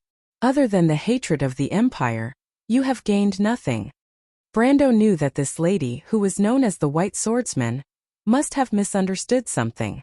She actually thought that the Shire had crossed the extreme plane and become a great wizard. However, he did not expose this misunderstanding. In fact, this misunderstanding was exactly what he needed at the moment. As for what he had gained, he looked at the blue reflection in the sky and gently shook his head. The people of the Empire would never understand what he had gained. Count Tonajul had gone mad. Whether it was in Yenbao or Grey Harbor, whether it was from the north of the kingdom to the south of Ampere Seal, or from Ranner to the dense forests of Grimoires, as long as there were people living there, whether it was the nobles, the commoners, or even those with unknown identities and ulterior motives, all of them were discussing the news that came back from Balta after the weather in the north had turned cold, and there were a couple of snowflakes. The royal faction had also gone mad. Other than Makarov, Oberway, and the Wolf Baron, everyone else was like a shark that smelled blood. They were already dissatisfied with the count who ordered them around, and now they were venting their dissatisfaction through various channels. Secret letters were passed to Makarov and the other leaders of the royal faction, and every word written on them was enough to make even the boldest of radicals tremble in fear. It was full of words of advice, abuse, criticism, questioning, and even slander. Makarov could only smile bitterly at Oberway. These things were too obvious, and he could not help but doubt the intelligence of his colleagues. But what made him doubt his own intelligence was the other letters piled up on his desk. These letters were not slander, but letters from the north that conveyed some kind of message. The words written in bright red on the letters were enough to make anyone who read them think that they were reading a ridiculous story. On the 25th of the month of Frost, Count Tonajul conquered the Black Sword Fortress. In this battle, other than the Count himself losing his gargoyles, there were few casualties. After that, Count Tonajul forced, or rather escorted, the entire imperial army to hold a grand welcoming ceremony for Erwin's diplomatic group. After that, he released all the captives and compensated the Knight's Gate out of courtesy. On the 27th of the month of Frost, Count Tonajul and his diplomatic group passed through the Tory Canyon and defeated several Cruz nobles who came to challenge them. On the 30th of the month of Frost, Count Tonajul and his diplomatic group conquered the Tory territory and extorted a large sum of ransom called compensation for the damage to their reputation, and compensation for mental anguish before releasing all the nobles. On the 7th of the month of Winter Harp, Count Tonajul defeated the Cruz's Solstice Knights Legion. On the 15th of the month of Winter Harp, Count Tonajul and his diplomatic group defeated Anzaruda's army. On the 19th of the month of Winter Harp, Count Tonajul, Makarov and Oberway silently read the last sentence of the letter and gently placed it in front of Princess Grafine. They couldn't help but ask tiredly, "All right, Your Highness, can you please tell me what Count Tonajul wants to do?" Princess Grafine glanced at the letter with a guilty conscience. Then she forced a smile at her two courtiers. "I think, His Lordship, he should know what to do." "Really?" Makarov looked at the princess silently. "Oh." Chapter 9:12. "Bettina, you're back." As soon as the maidservant with a lovely round face entered the room, she was surrounded by several other maidservants who chattered and greeted her. Bettina patted her apron and raised her eyebrows to look at the mistress of the house. She then made a gesture to the other maidservants to keep quiet and asked in a low voice, "Sure, let me ask you, after I left, did the Countess have a good rest?" Hearing this question, the sisters immediately became gloomy. Since Scarlet had been placed under house arrest by Her Majesty the Queen, she had been very depressed all day, and sometimes she would talk to her spear, which they did not know where it came from. This made them very suspicious, and they wondered if there was something wrong with the Countess's head. Every day, they had to report Scarlet's daily routine to Her Majesty the Queen. Her Majesty obviously still cared about Scarlet very much. At least, she never let outsiders handle this matter. Every time, She would personally take time out of her busy schedule to listen to Bettina's report. However, regarding the Countess's strange behavior, Her Majesty did not say anything, so naturally, they did not dare to speculate. Scarlet was always depressed. She did not eat much and slept very little. It was a headache for them. Seeing the expression on the maidservants' faces, Bettina understood something. She sighed and said, "Sigh, let the Countess have a good rest. Don't make a fuss anymore. She must be homesick, but Her Majesty the Queen does not allow her to go back." "Yes, yes," the maidservants replied in unison. "We children from the mountains are always nostalgic for our homeland. I often remember the maple trees in my hometown." Another maidservant looked at Bettina's face and asked in a low voice, "Bettina, you don't look very good. Is Her Majesty the Queen in a bad mood again?" "Sure," Bettina glared at the maidservant. "Don't talk nonsense, but Her Majesty's mood is quite bad today. What's wrong?" This question seemed to have aroused the maidservants' curiosity. They hurriedly lowered their voices and asked, "Isn't it because of the Countess?" Bettina sighed. She did not know how many times she had sighed. It was as if Her Majesty's bad mood had affected her. "Is it that Count from the countryside again?" "Lower your voice, idiot," Betessa replied. "That Countess came from Erewhon. Do you know Erewhon? It's a small kingdom in the south of the empire." "That's right, our Countess also came from there. Don't let her hear you talk about her hometown like that." "What Countess from the countryside? How unpleasant it sounds." The maids were startled, and their faces showed lingering fear. Some of them even looked into the room with a guilty conscience. But when they realized that Scarlet didn't seem to be listening to them, they heaved a sigh of relief and hurriedly turned back to ask, "Bettina, quickly tell us what happened to the Count." Since Scarlet was under house arrest in the courtyard of the castle, the maidservants naturally couldn't leave, except for Bettina, who had to go to the rose garden to see Her Majesty every once in a while. Girls of their age were full of vitality and curiosity, so they were even more attracted to the outside world, even if it was a small thing. Bettina was a little older, so when she saw the pitiful eyes of her companions, she could only reply, "The Count arrested the local nobles in Seraph. When I went there, I saw Duke Pallet complaining to Her Majesty in the rose garden." She suddenly showed a clever smile and said disrespectfully to the Duke, "You didn't see the Duke's flustered and exasperated look? I've never seen him like this before." "Bettina, did you say that the Count went to Seraph?" The maidservants seemed to be used to such news, and they didn't seem surprised at all. It seemed that since half a month ago, the southern nobles were beaten to a pulp, and it had become a common occurrence in the whole king's city. But they noticed something else and asked curiously, "So in less than a month we will be able to see the Count? Before he completely infuriates Her Majesty?" Betessa pouted. When Duke Pallet and Her Majesty were talking, she only dared to stand aside and listen with her head lowered. However, this did not prevent her from hearing how bad Her Majesty's mood was. Besides, she had secretly seen Her Majesty's expression later on. Her face was always cold, but today it was even colder than usual. It was enough to make people's teeth chatter. Bettina thought for a moment and added with a lingering fear, "If Her Majesty doesn't hang the Count, maybe we will have a chance to see him." "What are you talking about, Bettina?" At this time a slightly low voice sounded. All the maidservants were startled. They were talking so intensely that they didn't even notice when Scarlet came in. The mountain maiden stood by the door of her room and looked at them, and the maidservants were like a flock of startled sparrows. They all shut their mouths, and the room suddenly quieted down. Bettina glared at her disloyal companions and whispered to Scarlet, "My lady, you are talking about Erewhon?" Scarlet didn't care about the matter, but stared at Bettina and asked in a somewhat anxious tone, "Oh no, the Count must have heard us," Bettina thought. But she didn't dare to lie, so she answered honestly, "Yes, my lady." "Tell me the truth," Scarlet said with a pale face. In fact, she often couldn't sleep these days. Every time she closed her eyes, she would think of the Count, and it would disturb her. "We are talking about a Count from Erewhon." "A Count from Erewhon?"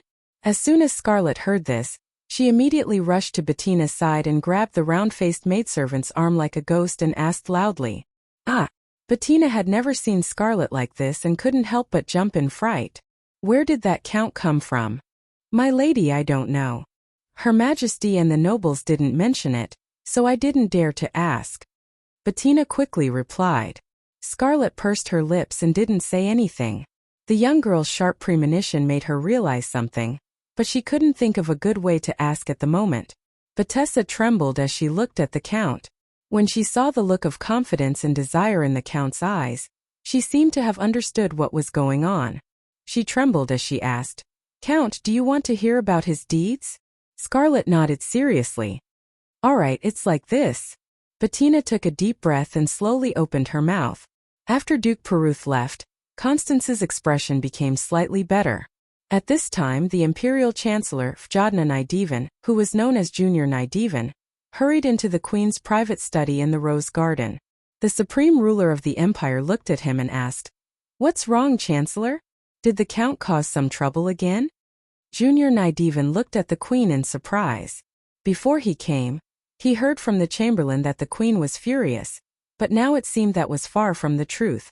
Not only was the Queen not angry, but she also seemed to be in a good mood. Even so, Junior Nydivan didn't dare to relax. He quickly bowed respectfully and answered with a little embarrassment. Your Majesty, you are very accurate. Indeed, after the Count detained the nobles of Thuruf, a group of young people wanted to take revenge on him, but unfortunately, they were all taken hostage.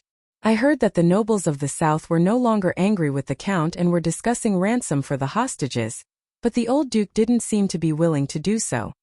The old Duke he mentioned was naturally the previous head of the House of Peruth. The House of Peruth was the representative of the new nobles of the Cruz Empire. It was no secret that they had a close relationship with the nobles of the south. In fact, it was because of this that the Queen supported them to become an important force in the imperial court. Which family's children were taken from? Constance asked casually. It was mainly the House of Alcorn and the House of Jean. Your Majesty, the Duchess is from the House of Jean, Fjodna Nydivan reminded. I don't need you to remind me. Of course I know, Her Majesty replied. These self-righteous fellows dare to look down on the guests I invited. It's good to let them suffer a little. Junior Nydivan seemed to have understood the ins and outs of the matter. He quickly replied, Your Majesty is right, but the Count is really too much. He doesn't give the Empire any face. The nobles of the Empire can't stand him fighting his way here. Humph, the Silver Queen snorted softly. It's normal for young people to be impetuous, but it's true that his grandfather was much calmer than him back then. It doesn't matter. A capable person can be forgiven for being arrogant and unruly. The Empire isn't so intolerant. But don't let him make a big deal out of it. He just wants to get our attention, but if every envoy group comes, the Empire won't be able to stand it. Let the local legions at the border be more vigilant. Even a mere Erewhon can step on their faces. Count Alcorn and Count Jean don't mind losing face. The Prime Minister of the Empire couldn't help but smile bitterly. This Count is really... I don't know how to describe him. He actually did such a thing. Even I almost thought that he was crazy. He's not crazy, Constance replied. This Count knows the Empire very well. He knows that we won't do anything to him. Moreover, this little guy knows his limits. Outsiders might not be able to tell, but I don't believe that you can't, Prime Minister. A thin layer of cold sweat immediately appeared on Junior Nydivan's forehead. He knew in his heart that although the Empire's supreme ruler was conversing with him casually, the Nydivan family's position in the Queen's heart was deteriorating day by day. On the contrary, because of the series of things that Brando had caused, he had met the Queen more often, and the relationship between them had eased up a little. However, the Queen's words immediately put him on edge. He hurriedly replied carefully, Your Majesty's eyes are like torches. That Count is, after all, that person's grandson. Indeed. The Queen nodded as if she agreed. Your Majesty, before I came, I heard that you were angry again. Junior Nydivan suddenly asked carefully. What? Your Majesty, your health. My health is very good. You don't have to worry about me, Prime Minister. Constance knew that this must be a message from Prime Minister Nydivan. Junior Nydivan's intelligence was not inferior to his father's, but he was much less courageous. I'm angry because of those useless nobles of the Empire. Their faces have been trampled on. Instead of thinking about how to reclaim their glory, They want to tie their gains and losses to the empire. Cruz's people have not fallen to that extent. It's natural for them to want to take revenge on that count. I don't think Duke Pallet will let this go, Your Majesty. Junior Nydivan shook his head and replied. I hope he doesn't cause too much trouble for me. Constance shook her head. Count Alcons and Count Jean know their limits. Junior Nydivan's answer did not match his heart. Constance looked at him and corrected him. I'm talking about him. The Prime Minister of the Empire was slightly startled and then smiled bitterly.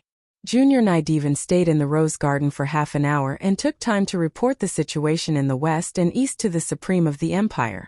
The Lion Beast men were still attacking the White Hart and Orcus fortresses. Compared to their decisiveness in assembling the army, the progress was slow. On the other hand, the Wind Elves persisted in their attacks in the wilderness of the Four Realms. The Red Army was one of the four main armies of the Empire, and their reputation was not undeserved. The mobilization within the Empire was nearing its end, and the atmosphere of war could be felt even in remote areas. After he said goodbye, Constance watched the Prime Minister of the Empire leave. When the study was empty, she gently tapped on the armrest of the chair and muttered to herself thoughtfully. Does he really know how to use the Heaven's armor? Did Jocelyn secretly go to Erewhon? No, he's not that shallow, Lady Gwendolen. I have a feeling that he's sending us a signal. What is he trying to say? Or is this the attitude of the people of Erewhon? Her cold voice echoed faintly in the empty study, but no one answered her question. Not only that. The story in the room had obviously been going on for some time, but it did not look like it was going to end anytime soon. Bettina continued. Everyone thinks that the Count is crazy. He actually attacked one of the Empire's fortresses because he didn't receive the proper treatment. God, before this, I always thought that we, the mountain people, were the most rebellious people of the Empire. I didn't expect that compared to the Count, we are nothing. I've long heard that the people of Erewhon have a great king. When he founded the country, he swore that the people of Erewhon would independently protect their own people. I didn't expect it to be true. As she said that, the round-faced handmaiden could not help but sneak a glance at her liege. But she was disappointed to find that Scarlet was unmoved. She only asked blankly, and then? She sighed disappointedly and continued. And then, of course, the nobles of the Empire would not let it go. They gathered an army and wanted to teach this ignorant outsider a lesson. Of course, the result was not what they wanted. As for what happened after that, I've already told you, Count. That Count naturally captured all of them. Not only that, he also took them as hostages and demanded a large sum of ransom from their families. He even named it compensation for damage to reputation or compensation for mental damage or something like that. Scarlet shuddered as if she had been electrocuted. She looked up at her handmaiden and asked in disbelief. You said compensation for mental damage? You didn't mention this to me before, Bettina. But that's not the point, Count. Bettina was baffled. But she did not notice that the Count in front of her was gritting his teeth. Once upon a time, she was the one who had been with the Count for the longest time. She had long gotten used to those strange terms. She used to think that it was the Count's only bad habit. But at this moment, those words that he once couldn't understand sounded so familiar to him. Bettina was still rambling on. In my opinion, the Count did not have to offend the nobles of the Empire. After all, he is an outsider. If he flaunts his power now, he will have to suffer in the future. Her Majesty the Queen has been angry a few times because of this, and a few dukes hate him so much that they want to grind their teeth. The only praiseworthy thing is that the Count is in the limelight. Now, in the vicinity of Rusta, I'm afraid that there are very few people who do not know him. I really don't understand what he is trying to do. Halfway through her words, she suddenly froze. She suddenly saw the Count in front of her crying. She hurriedly called out, Count, what happened to you? Scarlet shook her head hard, because she understood. Everything he had done was just to tell her one thing. I am already here, Scarlet. Like a promise. P.S. I wrote so late today. The sword spirit did not play much. Sob, sob, sob. I brought Scarlet along to beg for monthly votes. Also, regarding the ether dragon that someone asked about yesterday, the cost of mana is actually a card's Esper ability. The cost of the ether dragon itself is 25 water. However, I also looked at the card's description and there is actually a problem. I think it should be written as a barrier. Chapter 9:13. The autumn sunset in Anzaruta was very beautiful. The forest between the mountains blended with the mottled rusty red, like flowing colors on an oil canvas. It depicted the long and narrow foggy valleys of the Anzaruta region, and the basin plains scattered among the hills. But in the late winter the scenery changed again. The forest took off its branches and leaves, and the bare woodland revealed the steep cliffs and precipitous cliffs. The snow was white, steep and majestic, like a giant guarding the canyon basin. The delicacy and warmth of autumn suddenly turned into the firmness and majesty of winter. The change of the four seasons was the most fascinating natural scenery in this place. In the season away from war, adventurers from all over the world came to explore this place every year. But at this moment, the Lion Army was approaching day by day, and the Wind Elves of St. Tossel were also fighting with the Imperial Army in the wilderness of the four territories in the north. This charming mountain wilderness was unusually quiet. Brando, wrapped in a thick fur coat, stomped his feet in the snow under the pine trees. His eyes looked at the strip of plains under the foot of the mountain, or it should be called the basin, scattered among the rolling hills. But the further west he went, the lower the hills were, and the flatter it was, gradually an endless plain. Then to the west, the mountains surged again, forming the shadow of the mountain far away in the horizon. That was the Broken Sword mountain range. Let them shut themselves in their own castles and reflect on their actions, Brendel replied as he looked at the valley below his feet. He was answering Miss Eugenie's question about what to do with the nobles of Cruz that he had captured. The Duke's daughter stood in the woods, keeping a certain distance from him, as if she would be involved in any trouble in the future if she got a little closer. He didn't care about this and continued, Earl Alconce and Earl Jean don't seem to be willing to pay us the ransom, so they are preparing to continue their revenge. The Duke's daughter stood there unwillingly. She had thought that this was just a normal group of envoys, but later it became a rebel army, and now it had become something similar to bandits. Ransom for hostages in the nobles' war. She was surprised that the Count could come up with such a name. But she couldn't say no. What could she do? She had already boarded the pirate ship and was tied to this damn diplomatic group. Even if she wanted to deny that all this was caused by Brando, well, she would have to wait until she met the Queen of Cruz or returned to Erewhon. As for now, she couldn't leave the group and run back to Erewhon alone, or simply surrender to the nobles of Cruz. Although she really wanted to do that a few times, after thinking about the consequences of doing so, she gritted her teeth and endured it. Count. The Duke's daughter took a deep breath and finally asked, I would like to ask what you want to do. You broke through a fortress of the Empire, humiliated the local nobles of Anzaruta, and defeated the Knight Regiment of Cruz. Well, let's forget about that. The former can be said to be a lesson to the arrogance of the Rogelia Legion. As the diplomatic group representing Erewhon, we do have the right to do so. The latter is because they attacked us first and we just fought back, which is reasonable. But now, why are you doing this? You are actually asking for a ransom from Cruz. That's right, so what? Brando asked back. Eugenie almost fainted. Normally, the nobles of Erewhon would be more respectful to the nobles of Cruz, but this Count was different. It was as if he didn't want to embarrass the Cruz Empire enough. However, the nobles of Erewhon could be shameless, but the Empire couldn't. The Empire had many vassal states, and many pairs of eyes were watching every move of this behemoth. How could it let a small country like Erewhon ride on its head? At least the rulers of the Empire had a little bit of intelligence, and it wouldn't be difficult for them to realize this. And this was also what she didn't understand the most. What benefits did the Count have by doing this? To build up his reputation? Well, he was famous enough now. He was so famous that almost everyone from the south of Erewhon to the capital of Cruz knew about him. In half of the empire, and in the entire kingdom, all the nobles had reduced their outdoor activities since winter, so they should be talking about this Count's glorious deeds every day. But this kind of reputation probably didn't bring any benefits, because according to what she knew, even the ambassadors were betting on when this Count would be unlucky. Of course, whether Brando was unlucky or not had nothing to do with her, and she didn't need to worry about it. But what made this Duke's daughter worried was that they were in the same boat. If this Count's boat capsized, she would inevitably fall into the water. Thinking of this, she glared angrily at Brando, and the latter's nonchalant expression almost made her grit her teeth. Does this idiot know what he's doing? Eugenie became angrier the more she thought about it. She thought that this young and arrogant man had completely ruined this diplomatic mission. She originally wanted to join this diplomatic mission as a tourist, but she didn't expect it to turn into a war. Count Brendel, I know that you have great power in Aween today, and I'm just an insignificant daughter of a duke. But I still want to remind you that there are many people in this envoy group.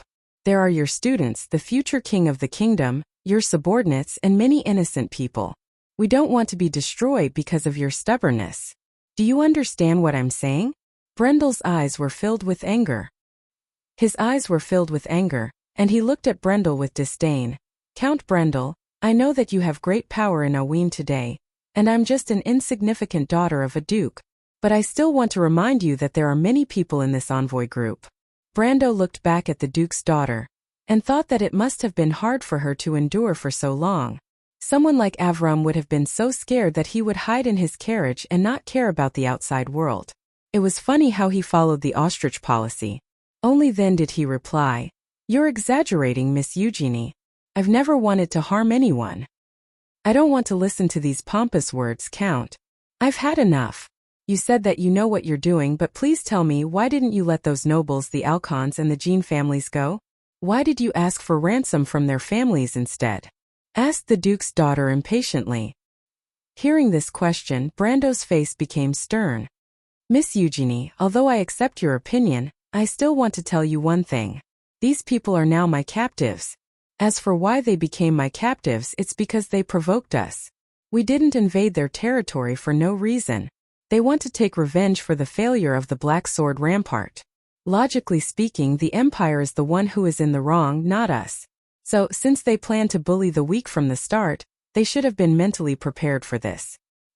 He patted the snowflakes on his fur collar. In fact, with his strength, he didn't need to wear such thick winter clothes. He just didn't want to appear too special. Besides, people were lazy and hated work. If he could be warmer, he didn't need to make himself look like an ascetic. Then Brando continued, "As for what you said about me asking them to pay the ransom for the hostages, isn't it natural?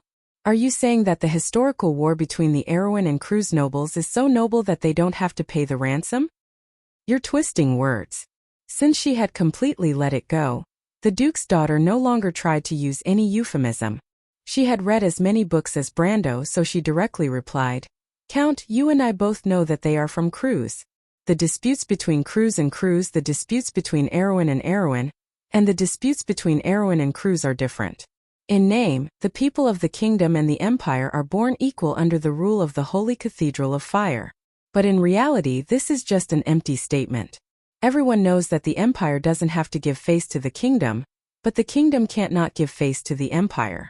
Today you're happy, but tomorrow the empire will wait for an opportunity to take revenge. What will we do then? I don't believe that you don't know this, Count. You don't have to pretend to be crazy. Outsiders call you crazy and give you the nickname, Crazy Count. They call you the Sword Saint of the Gates, but the people in the envoy group can see it clearly. You know better than anyone that you have a lot of capable people. Even if you can't see this, I think they will remind you. But your subordinate, the wizard named the Shire, and the Elven Knight lady, they are very smart, but they let you do whatever you want. This shows that you already know that everything you do has a clear purpose." Eugenie replied coldly, "But this purpose, other than you and your people, you have kept all of us in the dark. You said that you are fighting for the reputation of the kingdom, but you are treating all of us as fools." At this point, Brando understood that the Duke's daughter was really here to lay her cards on the table. He nodded and said, "All right, you're right. Everything I've done is indeed for another purpose." Eugenie looked at him coldly as if to say, "You better tell me everything clearly, or I won't play with you. If you don't want to lose, there is a third way other than a draw or a win, and that is to flip the table." "But Miss Eugenie, you are still mistaken about one thing." Brando shook his head again. Eugenie looked at him suspiciously, as if she was wondering what the Count was up to. Brando looked back at the valley and then replied, "Erewhon's strength is not important to you, but it is very important to me. You may find it unbelievable, But I wanted to teach the Rogerians a lesson at the Black Sword Fortress for a legitimate reason. As for why I did this, it was precisely to make the Empire unable to retaliate against us." He paused for a moment as if waiting for the Duke's daughter to digest his words and then continued, "Do you think that if we stop now, the nobles of the Empire will let us go? If we return the hostages in our hands, they will let us leave Rosef smoothly? Then I can only say that you are thinking too much. Miss Eugenie, you are very smart, but your understanding of the Empire is often influenced by others. I have already told you that the Empire is only SOSO. But if we return the hostages in our hands today unharmed, won't we be telling them that they can provoke us without any cost?" Brando shook his head. "This is impossible. I want them to understand that every time they provoke me, they will feel the pain until they can't bear the loss." Hearing this, the Duke's daughter felt that the Count was being stubborn. She couldn't help but ask coldly, "All right, my lord. Perhaps what you said makes sense, but have you ever thought that this matter will only get bigger and bigger? Do you know who is behind the Alcos family and the Jean family? It is Duke Pallet, and the Pallet family can be said to be the most powerful noble family in the Empire. If they come to the stage to deal with you, Count, can you still make such a bold statement to make them feel the pain?" There was indeed such a possibility. Although Brando was confident, he was not arrogant enough to claim that he could challenge a colossus like the Pallet family. But things would not develop to that point. He shook his head again. "Don't worry, Miss Eugenie, things will not develop to that point." "What makes you say that?" the Duke's daughter asked in annoyance. "Based on your so-called intuition. You don't believe me?" Brando raised his eyebrows. "Then how about we make a bet?" "What bet?" Eugenie said in a huff. "You help me convince the nobles of Cruz that I will do what I say. If they can't pay the ransom, I will tie them up and take them to Rushta. I will take them to see Her Majesty and reason with Her Majesty." Brando replied. The Duke's daughter looked at him in surprise. "You still want to make things worse? Are you crazy?" "I'm not crazy. Didn't you say that I understand?" Brando looked back at the Duke's daughter and asked in a provocative tone, "What, you don't dare to make this bet with me?" "Why not?" Eugenie gritted her teeth and replied in annoyance. "But you only said half of it. If I do it, what about you?" Brando replied, "If you can do it, I promise you that after this matter, it will not affect me, you, the whole delegation, and the kingdom at all. Not only that, this mission will be an unprecedented success, and you will also gain the reputation you want. At least your father will not marry you to some unknown nobleman so early. Maybe some famous scholar will take a fancy to your talent and accept you as his disciple. Then you will be able to fulfill your wish."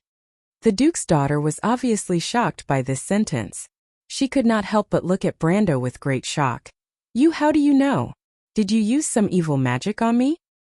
"I didn't." Brando smiled mockingly. "I bribed your maid." "Shameless." The Duke's daughter finally could not help but curse. Brando laughed in his heart. He did not have the time to bribe a maid. He only occasionally learned about this young lady's deeds. In his previous life, she was just an ordinary NPC. His understanding of this young lady was actually limited to this. He just used it casually, but he did not expect that it would really scare her. He smiled and continued, "How about it? Now it is good for both of us. If you turn back now, whether you go to Cruz or return to Erewhon, you will not be able to escape the blame. The crime of offending the Empire and the Holy Cathedral of Fire will eventually fall on your head. But if in the future I have some merit, you will not be able to get a share because of your hesitation today." Eugenie looked at him and replied with gritted teeth, "What kind of merit can a person like you have? It is really the misfortune of the kingdom. But since I promised to make a bet with you, I will naturally do it." She paused for a moment and suddenly became a little suspicious. "You're not telling me this because you found your conscience. But then again, you seem to have better people around you to complete this task. Why do you want me to do it? That wizard called the Shire and that elf lady, they are loyal to you. Aren't they better people?" Brando could not help but feel a little embarrassed. He thought to himself, do I look so untrustworthy? She even doubted this. He thought for a moment and replied, "It is because the Shire is loyal to me that they are even more unsuitable for this task." "Why?" The Duke's daughter was puzzled. "What do you want me to do?" I forgot to explain to you that I want you to convince the Kurlutzian nobles, and at the same time you have to pretend to let one or two of them go, and at least make them believe that you and I are not in cahoots. Yes, just like what you're thinking now, you just have to explain to them that I'm the only one who's going crazy, and the rest of the envoy group is being held hostage by me. Just tell them exactly what I'm saying, and then let them go to deliver the message. Brando looked at Eugenie, who was staring at him with her mouth agape, and could not help but shake his head. Don't look at me like that. I know that this is what you are thinking now. You do have some self-awareness, the Duke's daughter replied, gritting her teeth. But I don't understand why you're doing this. Isn't your purpose to stop those Kurlutzians from coming to trouble us? But it looks like you're afraid that your trouble isn't big enough? Brando raised a finger and shook it at her. Because to beat a snake, you have to beat it to death. It is that simple. Chapter 9:14. In Wone, the Sabbath day marked the end of the year. Both commoners and nobles would gradually reduce their activities after this day. It was as if the hustle and bustle of the year had died down during this month. People began to hold all kinds of celebrations and banquets to bid farewell to the old and welcome the new year. From the northernmost city of Ten Arms to the southern border of Erewhon, Silman and Abbey's castle, every household began to prepare and pray for the coming year. They prayed that the gods would bless them with peace and prosperity in the coming year. However, it seemed that ever since the end of the Year of Swords, an insignificant conflict between the border of the Kingdom of Erewhon and the Cruz Empire, a farce began to unfold from the southern border of Cruz to the northern border, breaking the peace that should have been there in the past. Since the month of frost, people seem to have gotten used to the breaking news coming from the southern border one after another. First, it was that the Kingdom of Erewhon had captured the fortress of the Empire, and a count from Erewhon had tried to challenge the Empire's authority. However, in the subsequent rumors, the count became the side with justice. What he did in the Black Sword Fortress was just to teach some arrogant nobles a lesson. In this era, the pride of the people of Cruz did not degenerate to the point that they needed to show their superiority over a small country. On the contrary, the magnanimity of a large country made the citizens of the empire value moral righteousness and legitimacy more. Therefore, they were more willing to stand on Brando's side to fight against the arrogant, stubborn and arrogant nobles of the empire. Therefore, every time Brando won a victory, the commoners and even the lower nobles of the empire would applaud him. We should teach those nobles a lesson and make them understand. This was the common view of the lower class of the empire.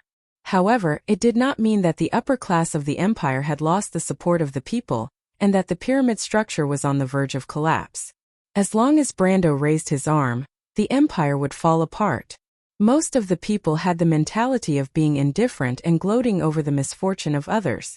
This kind of rebellious counterattack was always something that the commoners liked to see. Of course, there was a small number of conspirators who were eager to take action and even planned a few small rebellions. However, these unlucky fellows who misjudged the situation were caught by the Silver Queen and organized several operations to eliminate dissidents. In this respect, the Supreme of the Empire indeed had to thank Brando.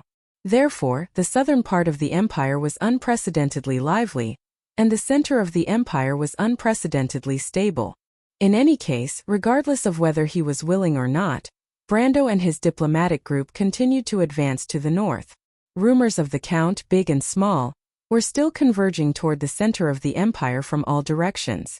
On the last day of the month of the Winter Harp, St. Tausol's Samian Festival, which was known as the Revival Celebration in other regions. After Brando defeated the private army of the empire's nobles, a famous knight order composed of the local gentry's children, the Solstice Knight Order, and the Anzaruta Local Defense Legion led by Count Jean and Count Alcorn, the size of the diplomatic group had expanded from the original medium-sized size of 100 people to a large convoy of hundreds of people. In addition to the carriages of the diplomatic group, there were also more than a dozen large caravans behind the convoy. Inside were the detained nobles of the empire, old and young, and most of them were famous in history. At the beginning, this hostage convoy only had 1 or 2 carriages. However, after every battle, 1 or 2 more carriages would be added to the convoy, and finally, it formed the current long line of carriages. As for these nobles of the empire, Brando did not make things difficult for them. At least, he allowed them to maintain a basic level of dignity, and even allowed them to keep their attendants and personal attendants. Of course, these attendants' abilities were limited to running errands, preparing food for their masters, and solving the problems of cold and living. In this way, Brando did not even need to worry about the food of these captives. They could solve the problem by themselves. Of course, he did not exclude the fact that there were some hardliners who wanted to create trouble for him. They would rather starve to death than consume the rations of Brando's diplomatic group. His method of dealing with them was very simple. He just provided these people with basic rations. In the end, after 2 meals of hard bread, these people went to contact their attendants with tears streaming down their faces. Brando was not worried that these people would escape. There were magic alarms provided by the wizards around the convoy 24 hours a day. There were also gargoyles patrolling the sky. In this snow-covered wilderness, how far could ordinary people run? At first, there were a few people who tried to escape. Brando did not even stop them. In the end, a few days later, these unlucky people returned to the convoy, cold and hungry. They felt that they wanted to continue being captives. Brando deliberately relaxed the surveillance of these unlucky people in the convoy. As a result, through the mouths of these unlucky people, soon everyone knew what happened to them. For a moment it was a good deterrent effect. The second wave of escape came when the diplomatic group passed by a relatively prosperous area near Wuxia. The successful escape of a few nobles was like a shot in the arm to the hundreds of captives in the convoy. After that, they began to escape on a large scale. Every evening, there would be an endless stream of people escaping the convoy, but almost all of them were caught without exception. After that, the imperial nobles who did not give up began to contact people outside the convoy through their attendants and launched a battle of wits and courage to rescue the hostages again and again. The whole process was full of the wisdom and whimsy of the nobles. For example, a passing circus invited Brando, the count, to visit, or a distressed noble daughter asked for help from a foreigner. It was full of the romanticism of the night. Some of them even made Brando laugh and cry. As for the result, after Brando severely taught a few nobles who pretended to be bandits, merchants, prostitutes, mercenaries, noble family members, and even circus members, the caravans behind the diplomatic group increased. After a month of back and forth, the imperial nobles finally realized that their futile escape plan would not work in the eyes of Brando. Although the count looked no more than 20 years old, he was as shrewd as a veteran mercenary group leader who had walked the continent for a lifetime. The disguises and tricks that adventurers, mercenaries, and nightingales were used to were almost non-existent in front of him. Of course, what they did not expect was that while teaching these whimsical fellows a lesson, Brando was also secretly laughing at these people for playing these tricks with him. These were things that he had played too many times in his previous life. In the later half of the world, the player adventurers played much more interesting games than these childish nobles. Some of the things they did not even think of. In the second era, there was a famous case where a player, in order to ambush the Mountain King Sherifang, used an illusion to create an identical stone mountain fortress, less than 5 miles away from Alice. Then he used a barrier spell to hide the entire Alice from the map and make it disappear. No one would have thought that someone would play such a big trick under the eyes of so many people. Even a famous NPC like the Mountain King Sherifang was the same. If not for the Players Guild making a mistake at that time, perhaps the great cause of killing Sherifang would have been completed by them. It was obvious that the tricks of these nobles were really boring in Brando's eyes. Sophie had been a leader for almost 30 years in the game in his previous life. This was not a particularly outstanding experience among the players, but it was very impressive among the NPCs. Even old mercenaries like Rabin and Yuta might not be able to achieve this kind of experience. Not to mention that he had an even older leader, Maynard, by his side. Although the female knight was not willing to admit her identity, this did not prevent her from using her experience.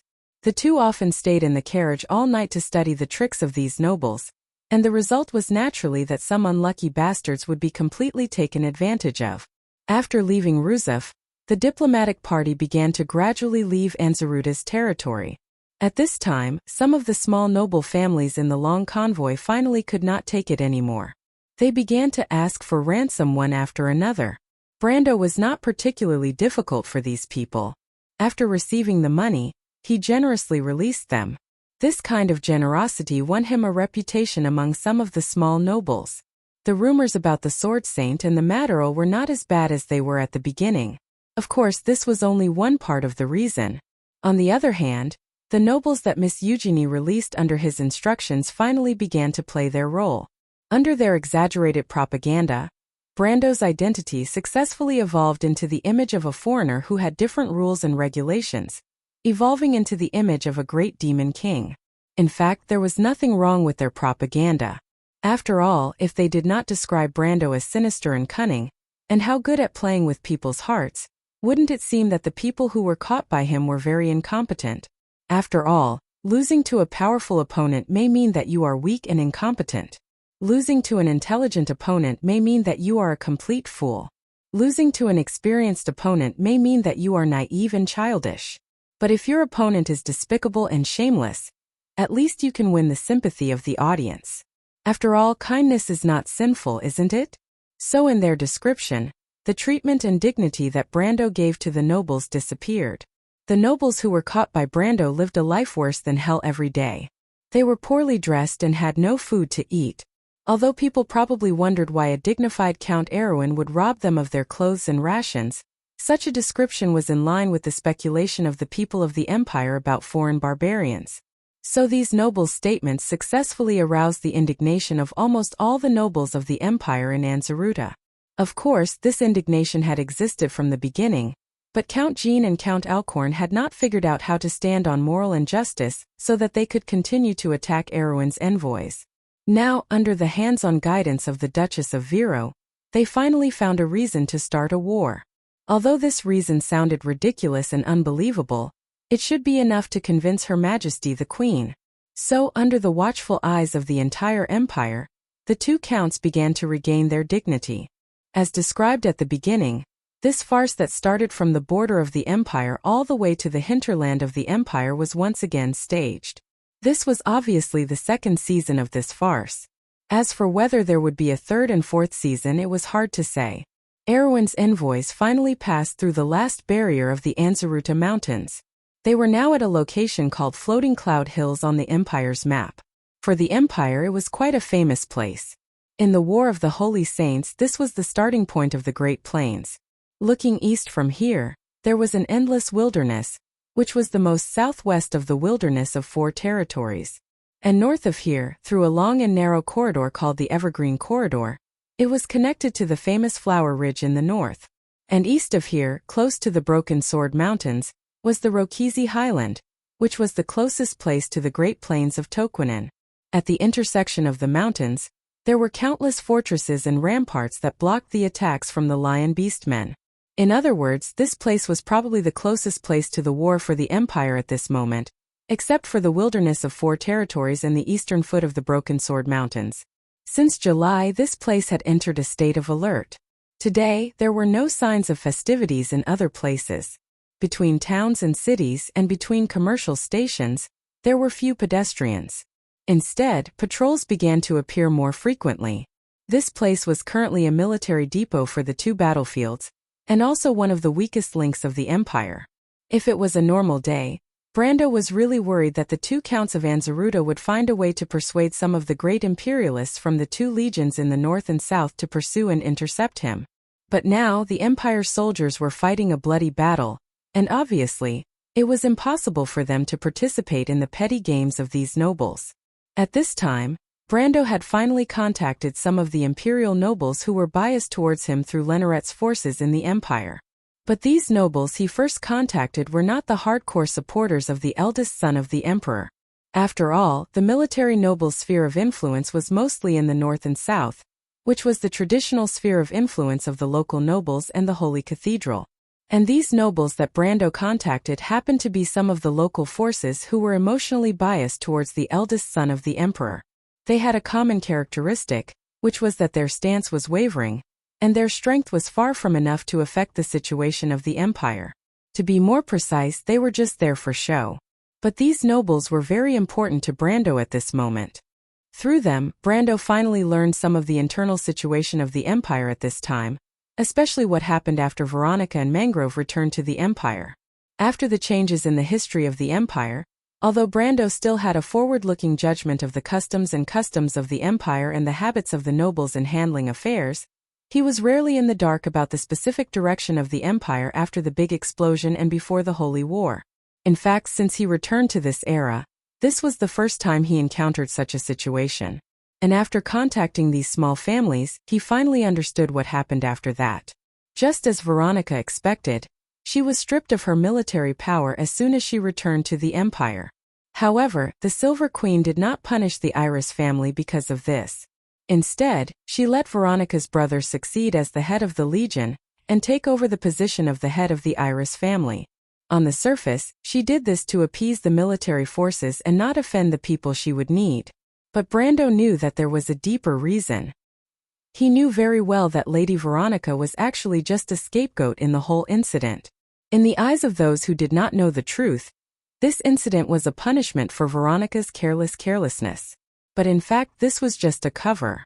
The Silver Queen was well aware of her role in this incident, and it was inevitable that she would feel guilty for appeasing the Iris family.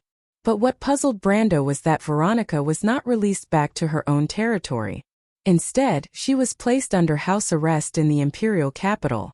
Could it be that the Silver Queen was so heartless that she wanted to punish the head of the Legion? No matter how he thought about it, he did not think it was necessary. The Silver Queen knew Veronica's ability, and it seemed like there was no need for her to offend Veronica. But when Brando heard the news, he did not think too much about it. It was not until Maynard reminded him that there might be a conspiracy behind this that he realized that something was wrong. After Maynard learned the truth, she told him, "Her Majesty the Emperor of the Cruise People will make a big move. What's going on?" Brando knew that his political experience was not much better than the righteous Knight Ike, so he did not feel that anything was wrong and asked directly. Maynard glanced at him with a rare look of disappointment in her eyes.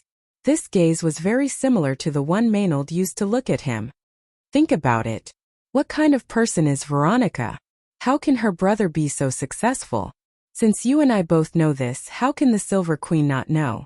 Her actions are equivalent to leaving the Azure Army empty. What kind of forces are in the central region of the Empire? Without the Azure Army, the balance of power will be easily broken. A mature politician will not make such a risky move. But since she has done so, it means that she has ulterior motives. Based on the logic of risk and reward, her actions will not be small. The female knight paused for a moment before replying indifferently. It's just that we have too little information to deduce what she wants. Brando's heart skipped a beat when he heard this. He looked at the knight, who was usually quiet and only spoke a few words when they were discussing tactics to deal with the nobles. For a moment he felt a sense of familiarity with her.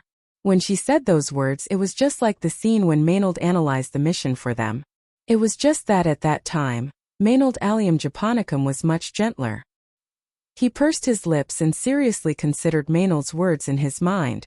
The more he thought about it, the more he felt that it was possible.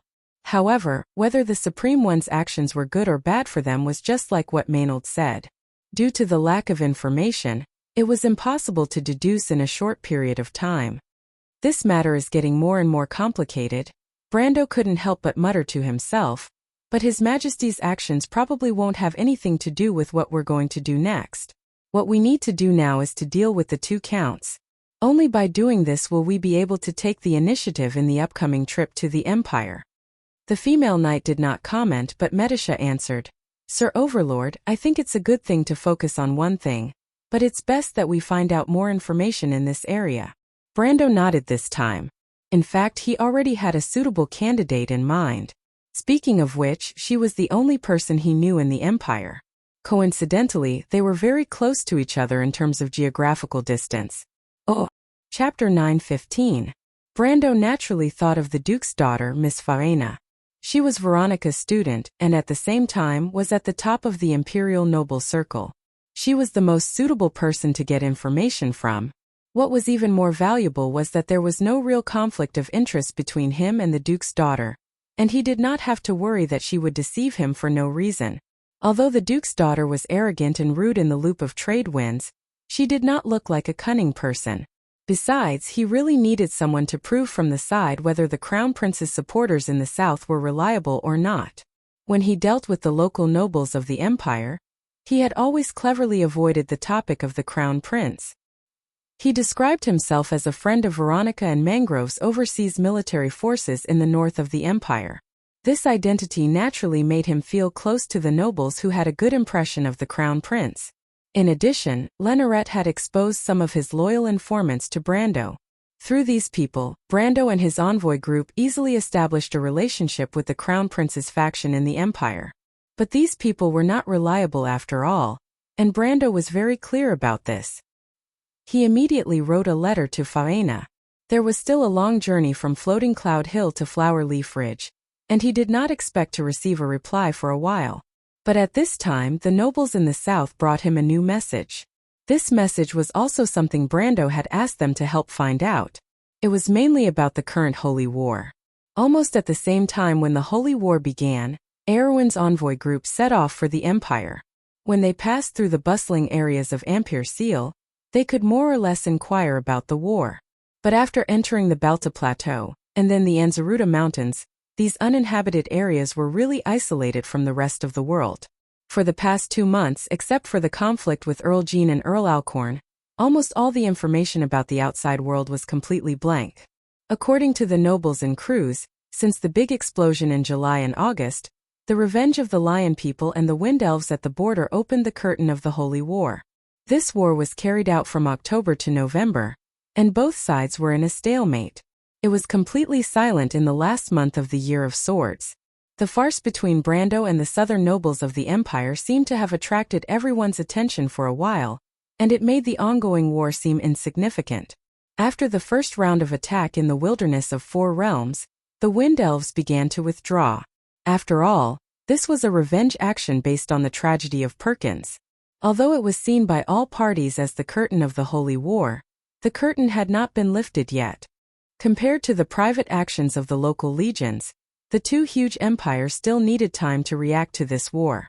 This was a unique phenomenon in the Third Holy War. It was as if the limbs of the body were already moving, but the brain was still operating slowly. On the other hand, the Lion People's side was even more strange. When the people of the land began to attack the Rokisi Highlands and the Broken Sword Mountains, they seemed to have fallen into silence. It was unknown whether it was because of the fear of failure or because of the logistical difficulties in the winter, but they did not move an inch. This news, except for the part about Toquinen, was not fundamentally different from what Brando and the rest heard 2 months ago in Ampere Seal. However, the offensive actions of the Wind Elves were predictable. In this era, except for Madara, the central authority of the empires was in fact very limited. Among them, the Cruz Empire was slightly stronger, and the Wind Elves of Saint Tossel were slightly weaker. This was because the Saint Tossel still faced the problem of conflict between the 2 main races, humans and elves. This problem had not been resolved in Brando's era until the Slate War. Fanzan was even worse. Fanzan was a loose alliance, with the Aenir as the main body. Internally, there were also countries like the Grecius Knight Regiment. The north was a fertile land with a city-state system. If it were not for the power of the Templar Church, it would be almost impossible to call it a country. Of course, it was very rare for the domestic situation to be as bad as that of the Kingdom of Erewhon. The 3 empires were each carrying out internal reforms. Among them, the Wind Elves and Fanzan were at the forefront. The Cruz Empire and the Silver Queen were currently trying to create a highly centralized empire. Lenoret was also ambitious, but for the time being, these huge empires still relied on the local nobles to maintain their operations. The revenge of the Elves of Saint Tossel was initiated by the commander and lord of the Perkins Legion. Although it was in fact tacitly approved by the Elven court, the counterattack launched by the Cruz Empire's Red Legion was in fact initiated by the Silver Queen, but it was also tacitly approved by the Supreme One. Even the Holy Cathedral of Fire did not object. The trick was that both sides had the intention to continue the war, but both sides were not fully prepared. Therefore, it was predictable that the Wind Elves would suddenly pause after launching their attack. However, the Liamon's movements were very strange. Toquinen was a tribal kingdom. This kingdom consisted of the Liamen and the dwarves, as well as some orcs and were-creatures. The Liamen, dwarves, orcs and were-creatures formed clans and tribes of various sizes scattered across the plains and the mountains in the north. They had a king, who was the great chieftain of all the clans and tribes in name. They also had a spiritual leader, who was the high priest of the temple of the earth or the prophet. In theory, under the call of the chieftain and the prophet, these tribal people gathered together and decided to launch a holy war. This meant that the Golden Kingdom was ready for the war. However, the current situation was that the lion men, dwarves, orcs and war-creatures had gathered together to form an army. However, this army was hesitant to move forward. This situation was promoted by the Empire as the Wuxia Highlands and the Broken Sword Mountains fortress group were not good at sieges. Therefore, these barbarians were unable to launch an effective attack on the Empire. They could only look at the walls and sigh. When winter was over, they would naturally be unable to hold on and return. Most of the nobles who brought this information to Brando believed this. The Empire's walls were high and the city was strong. Unless it was an opponent of the same level as Saint Tossel, how could they possibly break through the Empire's fortress group? However, Brando really wanted to remind these blindly optimistic nobles that one of the Empire's fortresses had been breached not long ago, and the one who did it was the Count of a small country at the border. Now that the Count was right in front of them, shouldn't they think twice before acting so arrogantly? But in the end he shook his head. The arrogance of the Empire's people was a tradition. It was as if it had become a deep-rooted concept. Once such a concept was formed, it was basically no different from superstition. They would not listen to different opinions. However, he and Maynard knew very well that the Golden Mane Lion Mane Beastmen of Toquinen were not good at sieges, but there were also the Mountain Dwarves in the army. The Mountain Dwarves were a tribe of dwarves that lived in the mountains of Wonde. In fact, they only existed in the Temple of the Earth, in the Broken Sword Mountains north of the White Plains. They had been living there since the Dark Age. They dug through the mountains, dug tunnels, and were good at building underground palaces and halls. They had considerable knowledge in architecture and mechanics. They were both craftsmen and warriors. They were the best at sieges, especially digging tunnels. The Cruz people seemed to have neglected the craftsmen and warriors who were best at sieges. As for another popular rumor, it was said that the Toquinen army was stagnant because of the winter supply line. In fact, it was nonsense. Nomads and clansmen never needed a supply line. Their habit was to plunder along the way and raise their own supplies. For such an army, it would be strange if they suddenly stopped. Brando looked at the map again and again, but in the end he still could not figure it out. But he was thinking about something else. In history, when the Holy War began, the Lion Mane Beastmen attacked fiercely. They once broke through the Wuxia Highlands and the Broken Sword Mountains. At the most critical moment, they even threatened the War of the Red Army in the wilderness of 4 territories. But at that time the Empire's players were too fierce. They used their bodies to delay the Lion Mane Beastmen's advance to the north. It was said that it was the first time the players changed the course of history in the game. The average level of the players in that era was not higher than level 35, and the Toquinen side also had a large army of players. That battle could only be attributed to the unity and strength of the players on the Empire's side. Since then, the Lion Mane Beastmen could only look at the Broken Sword Mountains and the northern plains that were divided into 2 by Anzaruta. Brando was now wondering if history would repeat itself. Of course, he was not talking about the history of the Lion Mane Beastmen being defeated by the players, but the history of the Lion Mane Beastmen breaking through the Wuxia Highlands and the Broken Sword Mountains. As far as he knew, in the battle between the Lion Mane Beastmen and the Broken Sword Mountains, the role of the Toquinen players was limited. This was because the main force of the siege was the dwarves, and the dwarves were one of the races with the least number of players. After all, the Lion Mane Beastmen were tall and mighty, so the dwarves were not. Not to mention, even the female dwarves had to grow beards. A race that could not attract female players certainly could not attract male players. This was the iron law of history, and the significance of this news to Brando was that if history was not disturbed, then the wound in this world would be more likely to repeat itself. But when he asked Maynard about this possibility, she denied it. Now the Holy War is 3 years ahead of the one I saw in my dream, Brando. The female knight looked at his face and replied, "This is because of us. You should know this. The situation now is completely different from that time." Brando did not see it that way. The Holy War was ahead of schedule, but this was not necessarily a bad thing for Toquinen. The Lion Mane Beastmen mobilized quickly for war, and they did not have to prepare logistical support. Besides, they were very mobile in the grasslands, but for the Empire, this meant that they had less time to prepare. So the current situation seemed to be more advantageous for the lion-mane beastmen than in history. He mentioned this to Maynard, but the female knight shook her head. It seems so, but the lion-mane beastmen's actions are very unusual. They have not behaved like this in previous wars. In that dream it was even more so. The battle where they took down the Rokizi Highland and the Broken Sword Mountains was not very clean, but the whole process was very active, which is completely different from the current situation. Brando could not help but frown when he heard this. He knew that Allium Japonicum was better than him when it came to the details of the game's history in the year of Spring Dawn. His knowledge of that history came from the forums and the memoirs of some later players, but for Allium Japonicum, most of it was her own experience. There was a key difference. Before level 30, the game content and story that players came into contact with were very low level, and Allium Japonicum was one of the few players above level 30 in that era. After listening to Maynard's description, Hao Ren could not help but purse his lips, wondering where the difference came from. Maynard saw him thinking and reminded him, "You're thinking about the lion-mane beastmen in Tokunin?" Brando nodded. He did not hide anything from Maynard. These days, he had gotten used to discussing such matters with the female knight. It was as if he had returned to the past, and he was looking forward to it. In history, cruise adventurers, people like us, delayed the Tokunin army until July, until the White Legion joined the battle. The war started in May, but that was between spring and summer. In winter, the White Legion would be further south in Lieru, and their reaction time might be faster. We just need to find a way to delay the lion-mane beastmen's pace, and we will succeed. He paused for a moment before continuing. You should have seen my plan.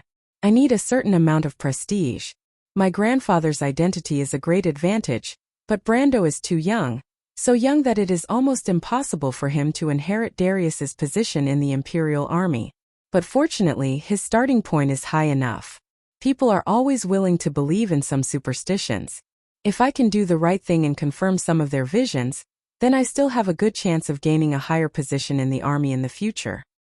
According to Veronica, the situation in the Empire is very turbulent, and history is completely different from what you and I have seen in our dreams.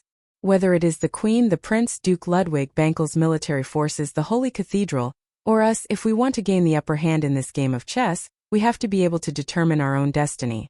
The only way is to be a chess player, not a chess piece. I was a little hesitant at first, but Scarlett's experience finally made me decide to take this path. I was too naive in the past, thinking that Erwin could settle down in a corner and find his own path in the Black Forest. But in fact, when the tide comes, no one can escape. You and I have both witnessed this. So there are some things that I have to do now, and I have no choice but to do them. Brando replied in a deep voice. Teaching the nobles in the south a lesson is just the beginning. I need them as a stepping stone to let the Empire know of Erwin's existence. But the only thing that can really connect Brando and Darius is the Holy War. But currently, we are very weak, and it is impossible for us to find trouble with the Wind Elves in St. Tossel. Our only chance is in Tokunin. Maynard was silent for a while after listening to Brando's words. You did all this just to save a mountain girl? She suddenly asked. From a personal point of view, yes, Brando replied. It's just like how you planned to save us from Madara in the Bunasan. You lacked rationality, but it was natural for you to do so. You saved us because you were our leader, and you promised to protect every member of your team. I saved Scarlett for the same reason. I promised to give her freedom and hope for the future, so I had to do it. This is an obsession. Maynard listened to Brando's words, and her mouth moved as if she was trying to think of a way to refute him. She knew that he was referring to another part of her experience, but instinctively, the female knight did not acknowledge that it was her. She thought that it was just a dream of hers. But this time she didn't refute him. Instead, she replied as such. This obsession is the driving force behind my return to this world, Brando replied. I don't want to give up a second time, senior. I'm not. Maynard finally sighed. Well, I have to tell you one thing, Brando. You rely too much on everything you've seen in your dreams. I don't know why you always believe in that dream so much, as if it had really happened before. But a dream is a dream after all. For me, the greatest benefit of it is that it gave me a different life experience, allowing me to mature quickly and stand out from my peers. But I never thought of confirming anything from this dream, because if I did, this world would seem too illusory to me. And in you, I seem to see another version of myself. You always act with great foresight, but the more you rely on that dream, the more you can't free yourself from it. For you, for a lord, for a count of the empire. The female knight looked into Brando's eyes, paused, and then said word by word, "It's too childish."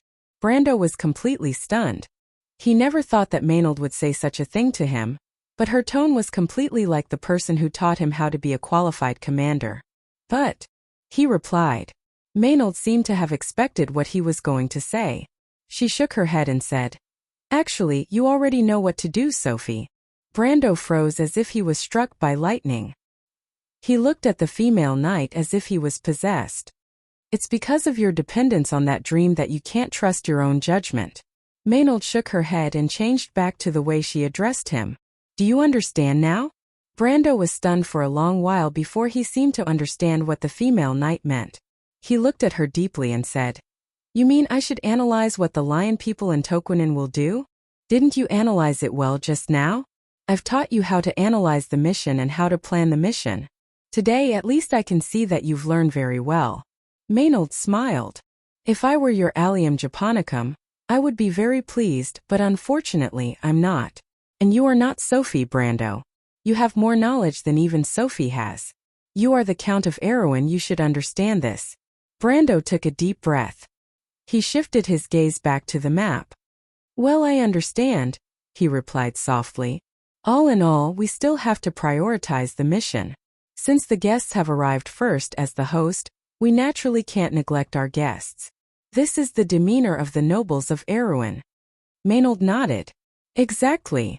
In the last 10 days of the month of Dongqing, the eyes of the entire empire were focused on a war that was both unexpected and expected. On this day, the army gathered by Count Jean and Count Alcorn finally arrived at Floating Cloud Hill." Chapter 9:16. The vast starry sky hung diagonally above the highlands. The starlight shone on the gray-brown rocks, the sparse withered grass, and the bare branches of the trees. It was as if this picture had never changed since the age of chaos. For thousands of years the old constellations in the ancient starry sky dimmed, but they would burn brightly again. The new and the old kept replacing each other until the gods left the world. But the starry sky was still as bright as before. The cold wind howled from the highlands, and the grass and trees drooped. The sound of horse hooves came from afar. Soon they could see the knight on the horse. He was wearing a gray battle robe, and a magic light ball was floating not far from his shoulder.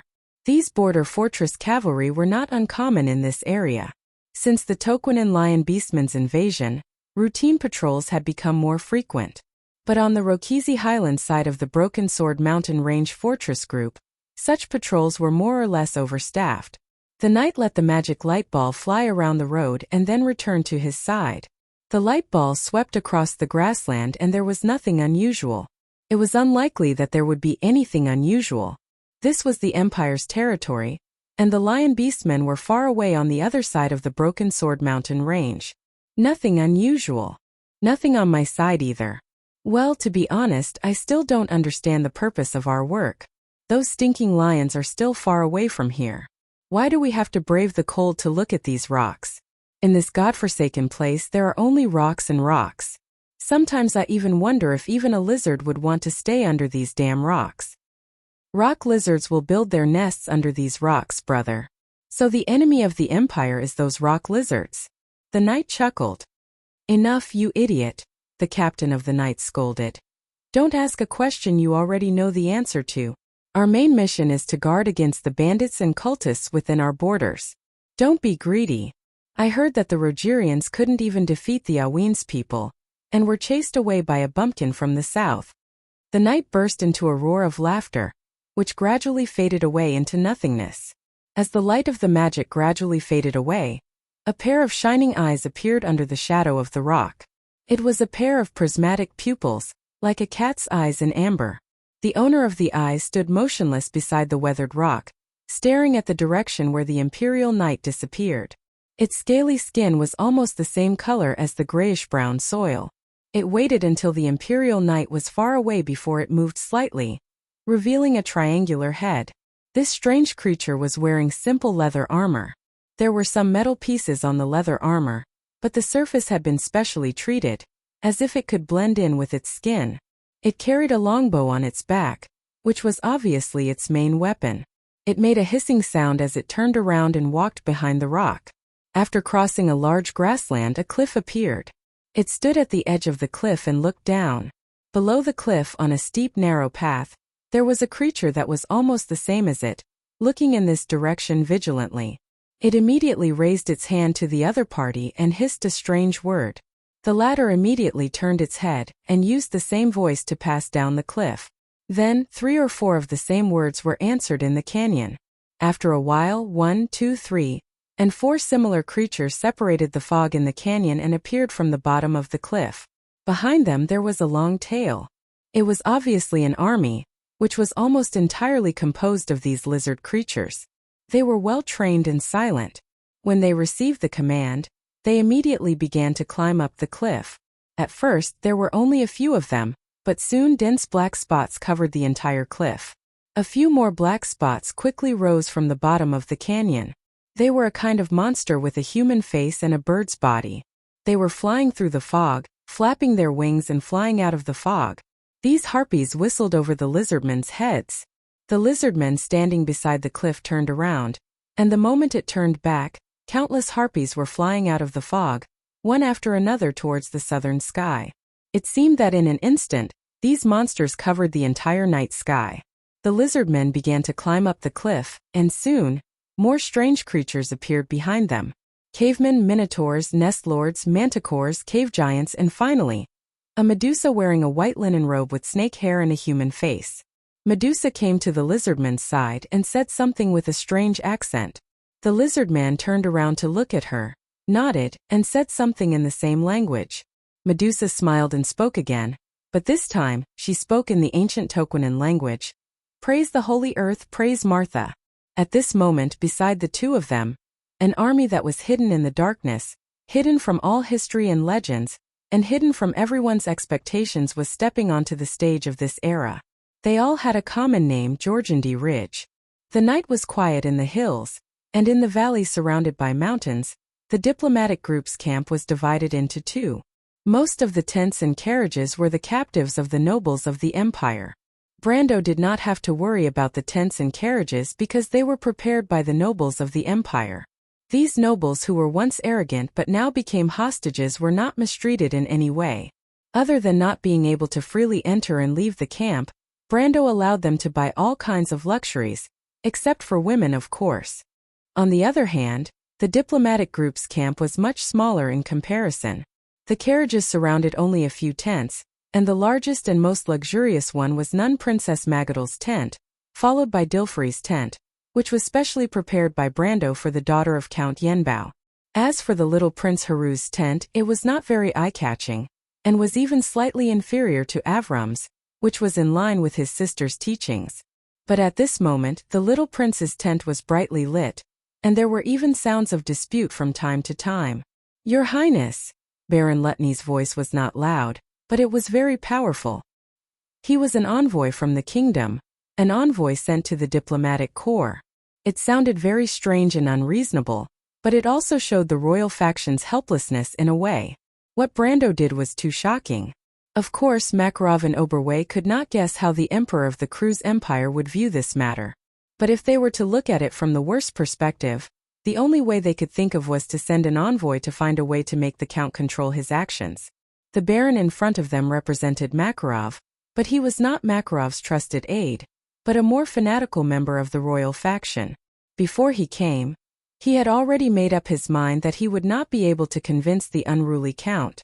But he did not forget that there was a crown prince in the diplomatic group.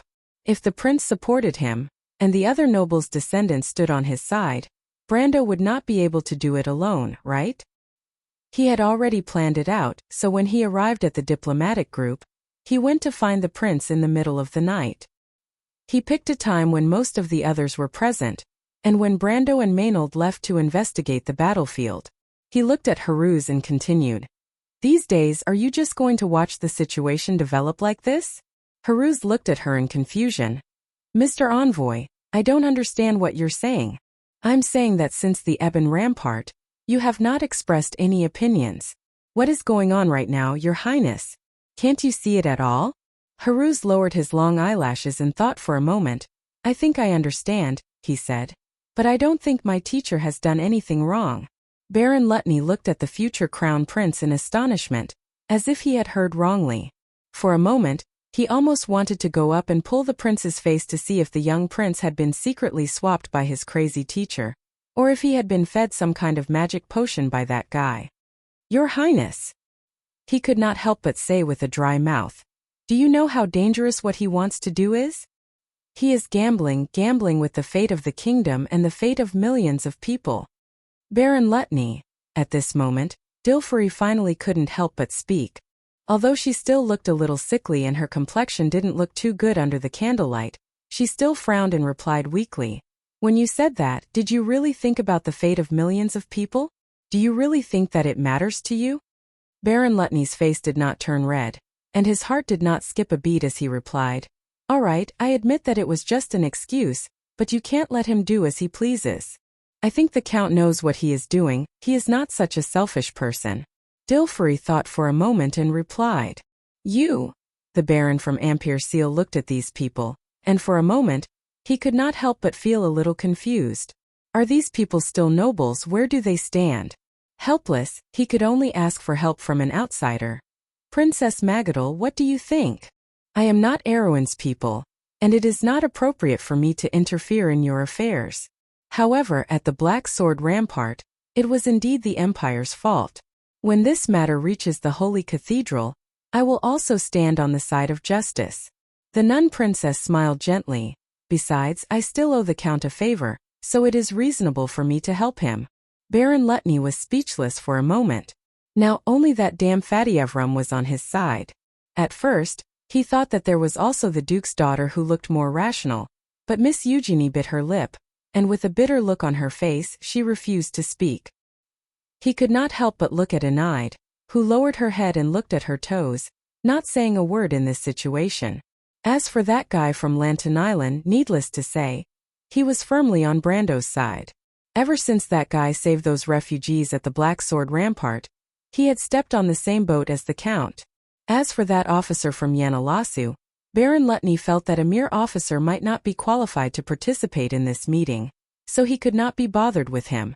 But in this way, he suddenly found that he could not persuade anyone, and this was quite different from his original plan. He stood there for a long time, and finally Haruz said to him thoughtfully, Mr. Envoy, I think I understand what you mean. I will persuade the teacher a little. It is late, you should go and rest. Baron Lutney looked at the little prince, speechless. He did not want a little persuasion which sounded unreliable. If that lunatic could listen to advice, he would not have done such a heinous thing. When he walked out of the tent in a daze, he could not figure out what the problem was for a while, but he had a strange thought in his mind. It seemed that the little prince was a little different than before. In the past, this prince would not have dared to ask him to leave so tactfully. After everyone left one by one, a graceful figure quietly sneaked into the little prince's tent. The newcomer was dressed in a white robe and sat down next to Haruz with a smile. She looked at the little prince with her slanted eyes and said, They verbally support your teacher, but they may not think so in their hearts. Haruz replied with some embarrassment, because no one knows what the teacher is thinking. After all, Erewhon can't bear the thunderous anger of the Empire. Sister Lasmika, what do you think? Realistically speaking, Medusa smiled mysteriously, the reason he chose is very naive. The Empire can have dignity, but small countries don't. In the eyes of the nobles, the reason for war should be more practical things, land, population, power, and money. But from an ideal point of view for your kingdom, it does need a flag that can gather people's hearts and beliefs. But Lasmika looked at the little prince playfully, as if she found it very interesting. Legitimacy and orthodoxy, these sacred words, what do they mean to a count? Why are those who support you and your sister so frightened and exasperated? You and your sister are really a pair of naive little cuties, and that count is also ridiculously naive. I'm really curious that the fate of a kingdom is in your hands. Yes, this may be fate's arrangement. It's always so wonderful. Haruz looked at Medusa in a daze. Sister Lasmika, but I've never been interested in this. Teacher is very good to me. He is an upright person and I like him very much. This is where you are, naive little cutie. Medusa approached the little prince, held his face with her hands, and breathed on his face like orchids. What belongs to you will always be yours. This is the meaning of orthodoxy. As long as you are still in this world, he can never be His Majesty the King of Erewhon. People gather around him because of justice, and they will leave him because of injustice. One day I really want to see what he will choose in the end. But, the little prince shook his head seriously, I don't think teacher is that kind of person. She giggled. Maybe he'll surprise us all. Lasmika let go of Haruz and said to him with a smile, You just asked me what I think. What about you, Your Majesty the future king, what do you think? Haruz frowned slightly. I think, he said. I think my master is right in what he says. Ideals are of value to men. But my sister Monsieur Makarov, Lord Oberwell, they have taught me the importance of ideals and convictions. Why, when it comes to matters as they are, do men always favor practical interests? Ideals can't be eaten, Your Highness. After Lasmika said this, she suddenly thought of something. Her eyes flashed slightly, and she patted Haruz's shoulder gently. But maybe this is just a way for the weak to comfort themselves. Little prince, if you really want to know what your teacher thinks, you might as well let me see him. Sister Lasmika, if you want to see teacher, can't you do it at any time? No one in the camp will stop you? Haruz asked, puzzled. Lasmika smiled mysteriously and looked at the little prince silently, as if the latter had said something stupid. Haruz was slightly startled, as if he understood something, and replied, I see. Then please go and see teacher, Sister Lasmika. Little cutie. Lasmika gently kissed the little prince on the forehead. Let me tell you a secret. What?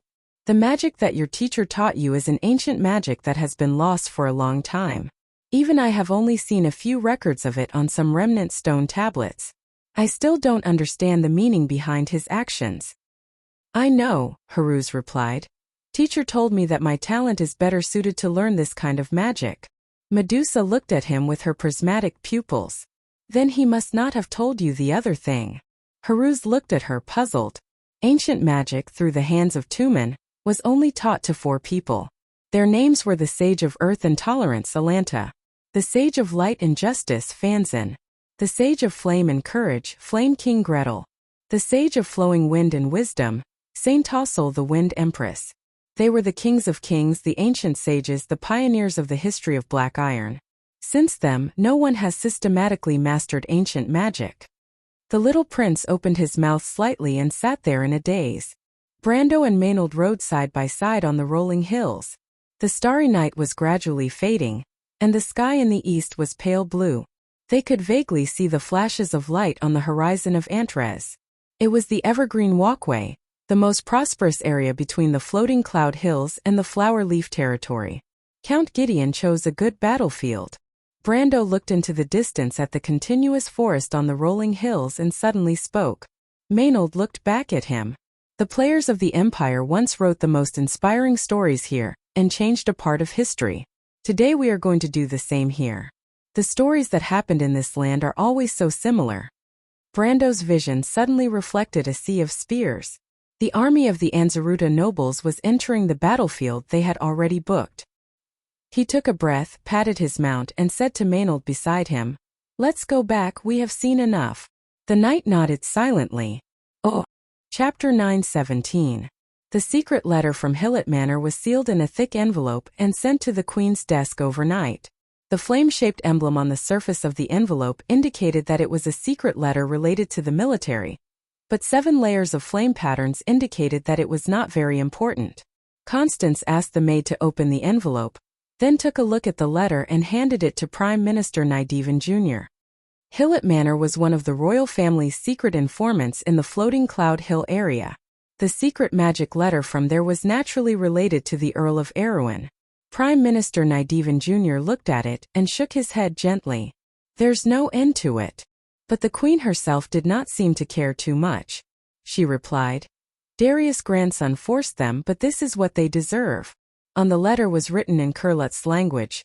Your Majesty, the nobles have already prepared their troops to meet the Count from the kingdom of Aween. The commander of this army is Earl Jean. They are now resting in Hemlock Town, Valgus Town, or the nearby areas. It is reported that there are 3 other earls and dozens of knights who have responded to the call. When this letter was sent, they should be on their way. This message was sent a day ago. Floating Cloud Hill. The sky in the east was turning white, and the stars were fading away, marking the dawn of a new day. In the red pine forest bathed in the morning light, the Count was anxiously looking at the western horizon. It was as if what Her Majesty had said was true. He was beginning to feel that he had been caught in a trap of his own making. For the 3rd time, the Earl of Gideon, in a state of agitation, the scout asked, "You went to the east, west, and north. Are you sure you didn't see anyone from the Moore and Cooper families or the Walker family?" Not a single person. The scouts were a few experienced knights. Most of them came from various legions and left the army because of fights, injuries, old age, or other problems. They were very experienced. After leaving the army, they either joined a mercenary group or became a retainer of a noble. But at this moment, these old soldiers looked at each other and shook their heads. "Sir, no." They said, "Sir, no." "Yes, we didn't see anyone." "Damn it. Have you ever been to Ironwood Town?" Count Jean clenched his teeth, almost crumpling his gloves into a ball. "Sir, we've been there as well, but the place is peaceful. The local residents don't know what's going on." The riders immediately replied. "Then, did you see any signals from the Moore and Cooper families? Or the Walker family?" "No, sir." The riders shook their heads in unison. Earl Jean sucked in a breath of cold air. "Only one flag?" Brendel and Maynard returned to the encampment after a simple investigation of the battlefield. In the war theories of the empires and the neighboring kingdoms, the task of scouting the battlefield was mostly left to the cavalry, and the commander would overlook the entire battlefield from a high vantage point. In a small-scale battle, the entire battlefield would not be more than 10 miles wide, so it was easy for them to scout it. It was easy to have a panoramic view of the entire battlefield. However, Brando and Maynard chose to use the player's method. Even if they used aerial units to map the battlefield and make a sand table as the commander, they only needed to have an intuitive understanding of the entire battlefield. The advantage of this method was that it was more conducive to hiding one's intentions, especially the direction of one's troops entering the battlefield. In the Second Dark War, Madara was the first to use this method, but it was carried forward by the players. In this era, it was an extremely advanced tactical idea. However, the news that the gargoyle brought back gave him a huge shock. In the direction where he and Maynard had previously discovered the movement of the aristocratic private army of the Cruz people, they quickly found the army hidden between the red pine forest from the air. Its main body was composed of aristocratic spearmen and some crossbowmen, and they also found a small number of cavalry. These aristocratic private armies were very well equipped, especially the way the spears in the hands of the spearmen reflected light. Basically, all of them were equipped with iron. Even the standard imperial spears with steel tips were very popular in the army, almost reaching more than 80% of them. In addition to the crossbowmen, even the spearmen were equipped with chain mail. The knight was almost all in full armor. This level of equipment was not inferior to Erwin's frontline legions such as the White Lion Legion and the Black Blade Squad. As for the aristocratic private army, even if it was not common in the Empire, it was not uncommon. Even in the Empire they were not common. They were most likely the personal guards of the Great Lords. And here those who could be called Great Lords were either Earl Alcorn or Earl Jean. After all, this was the south, not the bank area near the center of the Empire, or the northern area controlled by military aristocrats like Ludwig. But what made Brando feel very strange was that there was only one army in the forest. He repeatedly asked the gargoyle to confirm the emblem on the flag, but it could only distinguish one kind. That emblem is the emblem of Earl Jean. He came here himself, then what about the others? Are they lying in ambush? Brando couldn't help but look at the female knight beside him with some disbelief. Maynard shook her head gently. It was basically impossible to ambush. The gargoyle's vision was very wide. When they swept across the sky, they could almost see the whole surrounding hills. After the Battle of the Black Sword Fortress, The Cruz people understood the existence of gargoyles in their army. Although the aristocrats of the empire were arrogant, they were not stupid.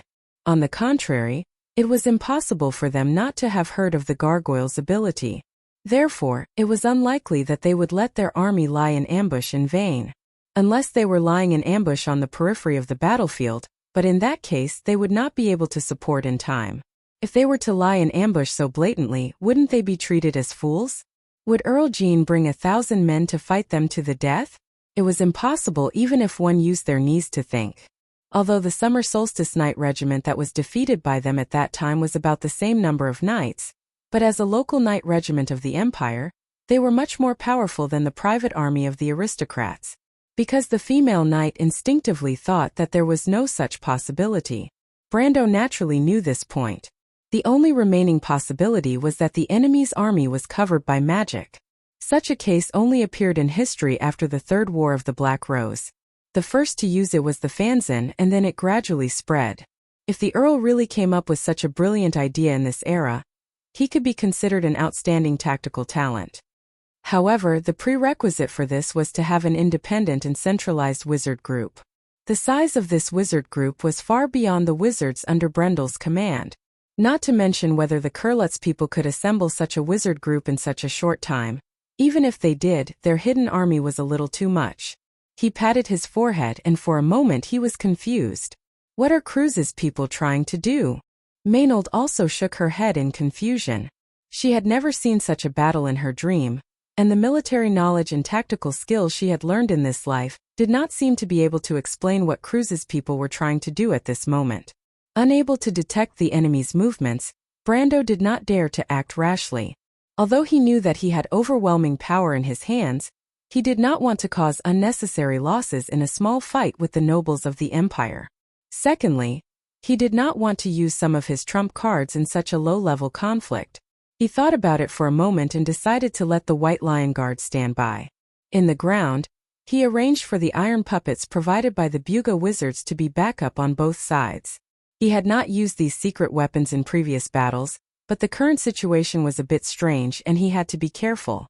Fortunately, the only advantage he had now was that he had discovered the enemy, but the enemy had not yet discovered them. He had time to wait for the Earl's next move to see if the other party would reveal any flaws. Time passed by slowly, and the morning fog gradually faded from the hilly area. At first it was the open hills, and then the light in the forest gradually became brighter. The sun moved a little bit to the middle of the sky, and the visibility in the hilly area was getting better and better. Brando stood behind the bush and gradually could see the outside of the forest with his naked eyes. There were a few flags scattered in the forest, but what made him very confused was, almost 2 or 3 hours had passed, and the enemy still did not move. Did they discover us? Brando thought for a while, but he could not explain what was happening at the moment. This was the only way to the Evergreen Corridor, so it was reasonable for the Earl to stay here. But the problem was that he had not seen the other party send any scouts in this direction. Earl Jean seemed to have gone crazy. The army was holed up in the forest, and it did not look like an ambush, but more like they were simply hiding. But the problem was, if the other party wanted to hide, wouldn't it be better if he did not leave his castle? Why did he have to come to the wilderness to suffer? Brando was puzzled, but at this time Earl Jean was actually more anxious than him. The Earl of the Empire was really going crazy. The feud between the southern nobles and the country bumpkin from Erewhon had attracted the attention of the entire empire. From the nobles of the kingdom to the commoners, even the people who really held the highest power in the empire moved their eyes away from the two ongoing and temporarily silent holy wars to watch the show. It was precisely because of this reason that no matter who it was, he or Earl Alcorn absolutely could not retreat half a step. Otherwise, they would become the laughingstock of countless people. Behind them was the Pallet family, and Duke Pallet would also lose a lot of prestige and face because of this. This account would naturally be counted on them in the end.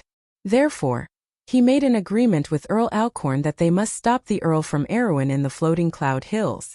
They did not expect to completely defeat the other party. They still had self-awareness and understood that the combat strength of their troops was not as good as the Empire's Border Legion. They were not even a match for the Solstice Knight Regiment. But at least they had to make the other party feel troubled. If they could save the noble hostages in their hands, then it would be a happy ending.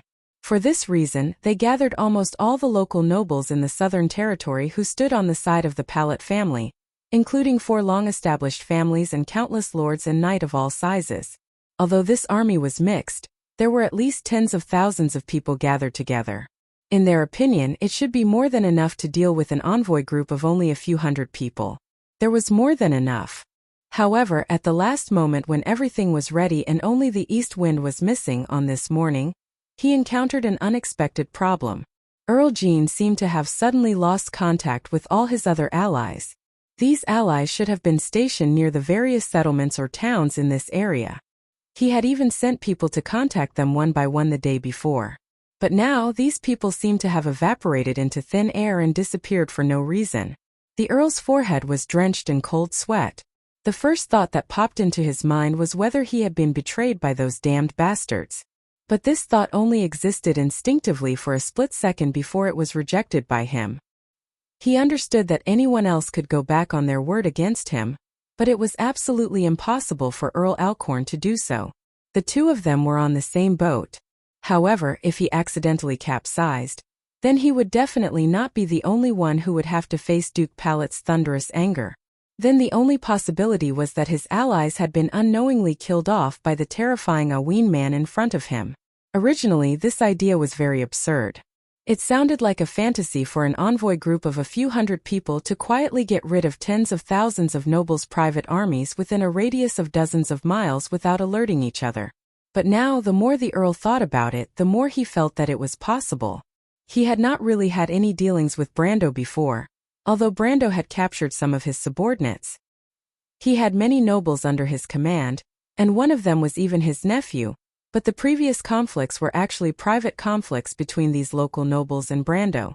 If not for Brando's insistence on holding these hostages and slapping him in Earl Alcorn's face, and even slapping the face of the big shot behind them, he would not have wanted to deal with such a lunatic. But although he had never met the Earl of the Kingdom, he had heard a lot of rumors about Brando.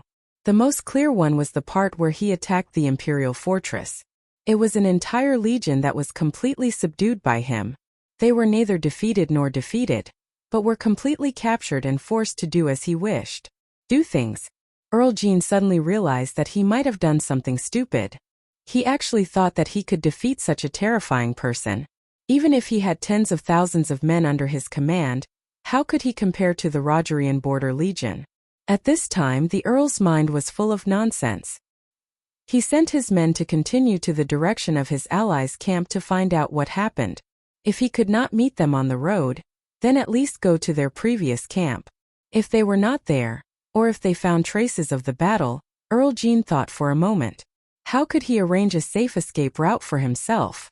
But not long after, the scouts he sent out finally came back on horseback.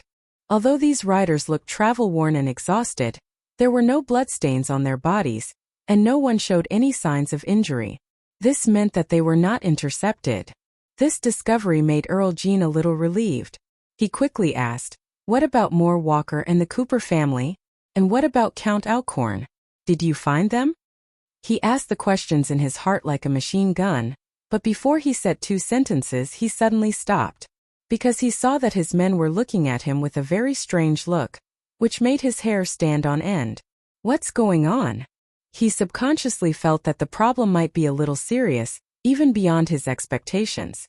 The oldest of the scouts licked his lips and could not help but answer with a somewhat dry voice, "My lord, Earl Alcorn and the others? What's wrong with them? Can you not look like you've seen a ghost? Well, even if there are really undead, it's not like you haven't dealt with those things before." Earl Jean frowned and looked at his subordinates with great dissatisfaction. The reason why he took them in was because of the experience of these veterans, but these people had never behaved like this in the past. Even when they climbed out of a pile of corpses, they did not behave like this. But at this time, suddenly a messenger ran back from the front, trembling. His face was pale and he ran while shouting, "My lord, it's Erwin's people, they're here." Earl Jean was shocked. This was what he was most afraid of now. He quickly turned around and looked at the guy. "What did you say, Erwin's people are here? Is it Erwin's envoy group?" But the messenger kept shaking his head. "No, it's those dragons. Blue-green, so many of them, they're all over the sky. Come and take a look, my lord. The guy's voice was almost wailing. After waiting for another long hour, Brando finally found that the strange noble army in front of him did not seem to intend to move, but at this time, he finally lost his last bit of patience. Although he had already imagined all kinds of possible situations, this was obviously an exception. Obviously, he could not endlessly waste time here with the Earl. If the Earl did this to provoke him to take the initiative to attack, he had to admit that he did it. Fortunately, this was not a particularly complicated problem for Brando.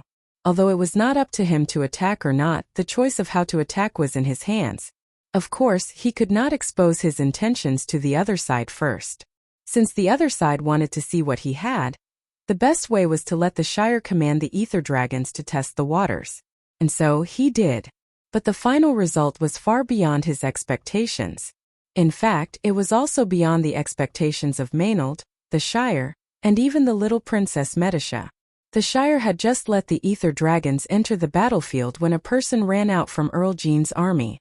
Brando was sure that if he was not mistaken, that person was holding a white flag in his hand.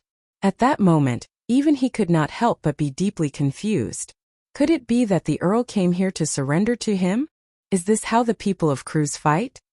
Chapter 9:18. Great Glacier. This was a world of ice and snow. The glaciers crisscrossed like stacked glass, forming a crystal-clear world. The biting cold wind carried snow all year round, like a sharp blade, carving deep scars on the smooth ice surface. Day after day, it formed the rugged and strange landscape of this place. However, in such a harsh and dangerous environment there were still outsiders. An old sorcerer in a silver robe was struggling to sneak through the snow. He held an ivory staff in one hand and a pointy sorcerer's hat that looked like it could be blown away at any time. His snow-white beard fluttered wildly in the bone-chilling icy wind as he stepped into the knee-high snow. The staff in his hand was called Tear, which meant knowledge. It was owned by the Bugas. It was the three keys to the truth: knowledge, wisdom, and reason. However, this divine artifact was now used as a walking stick. The old sorcerer moved slowly along the valley, as small as an ant. He crossed the blue ice and came to an open space and stopped. This was a huge valley. Black rocks protruded from the snow, forming steep peaks around. Between the peaks, the wind and snow were much lighter. The old sorcerer looked around. There was a man-made building in the valley. It was supposed to be a tower suspended in mid-air. It was a bit like a beautiful obelisk. It was snow-white and hundreds of feet high. However, it had already collapsed. Part of its wreckage had been buried under the snow. The surface that was originally covered with mysterious patterns was also frozen. It was obvious that the destruction was not recent. The third one. The old sorcerer shook his head and said to himself, as if in response to his words, a disdainful snort came from the cold wind. It was a woman's voice. It was low and hoarse, but it was full of majesty and power. William, I told you that you would come back here. How about it? You should have noticed that the boundary of order is rapidly fading, and the fragile laws are collapsing day by day. Everything is as described in the prophecy. But your laughable efforts were in vain. This time there will be no idiot to save you. The old sorcerer, or perhaps one of the most powerful beings in this world, one of the 12 silver rings, the master of Canage, the lord of time and space, did not even flinch. My esteemed Lady Fuchsia Cath, or should I call you the 7 dragons, or should I call you the evil dragon Fuchsia, or Dalastair, the daughter of the dragon lord of storms and time? Son. Humph. This cold snort seemed to transform into a storm, causing icy winds to blow in the valley. The woman replied coldly, if you really respect me so much, why would you imprison me in this place? My eyes have seen through 3,000 years. Ever since you chose to betray me, I have been waiting here, waiting for you to taste your own medicine. Now that you have returned here, tell me, she said coldly, I have been waiting for you to taste your own medicine. What are you thinking about right now? Lady Fuchsia Cath. No one has ever regretted their actions. William replied in a clear voice as he faced the biting snow and wind. Do you see the waves on the Sea of Mana, William? Why don't you take a guess? What is brewing beneath the calm surface? The voice sneered. William raised his eyebrows slightly. I know you know, Lady Fuchsia Cath. I'm here today to ask you something. What do you see happening in the east? We can feel that the laws of Tiamat are changing at a speed that has not been seen for thousands of years. We don't understand what is happening. The tide of mana is rising day after day. The moon is reflecting the turbulence on the surface of the sea in another world, but we can't find the reason behind it. What do you see? Fuchsia Kath asked. In just one short month we have lost 30 observation points. Just as you said, the borders of order are rapidly disappearing. We have lost 3 sacred towers in the Great Glacier alone. The woman laughed contemptuously. I saw the flame seed being extinguished with my own eyes. I knew you would come here. Then tell me, what else did you see? During the harvest moon our wizard saw the black moon. The black moon, Fuchsia Kath chuckled. The 13th moon she has finally appeared. Isn't it beautiful? She destroyed Kalita, and the people who were there that day saw a strange scene. What kind of strange? The tower, as if it was immersed in the darkness of the night. William answered. Babel's reflection, Fuchsia Kath replied. But that is not the reason why you are here. William raised his head and stared at the mountains around the valley. Then he replied. I feel that all the observation points in the eastern region have shifted at the same time. You suspect that I'm behind this? William did not answer. Ridiculous, Fuchsia Kath sneered. Let me give you a piece of advice, William. The moon has lost. Even though it was winter, the temperature on this day was abnormally high. The sun was far away in the sky, but after crossing the median line, it shone brightly on the ground, causing everyone to become a little impatient as they waited. Count Jean and his army had surrendered for a while. Brando thought it was a trap at first, but after some probing he realized that it was a trap. However, he found that the other side was sincere. Although he didn't know what these Kurlutz nobles were up to, he still successfully took down their weapons and temporarily detained the noble army in the Red Pine Forest. He now only wanted Dragon to know one thing. What was wrong with the Count on the opposite side? The Count did not want to meet him personally, so he had to ask Princess Magadal and the Shire to do it for him. He waited for a while until the Shire finally came back from the Red Pine Forest. The first thing the young wizard said was, My lord, we have found out what happened. Brando looked at him calmly. He was not in a hurry to speak, even though this was the answer he had wanted for a long time. The Shire then replied, The Moor, Cooper, Walker, and Count Elkhorn are not lying in ambush around here. In fact, since this morning, no, since last night, Count Jean has not been able to contact them. What do you mean? Brando did not understand the answer for a while. He frowned slightly and asked. I'm not sure. Count Jean did not explain it clearly either. According to his description, those people seemed to have disappeared. He thought it was us who did it, so he was forced to surrender to us. The Shire replied with some amusement. The Count seemed to be scared out of his wits. Disappeared?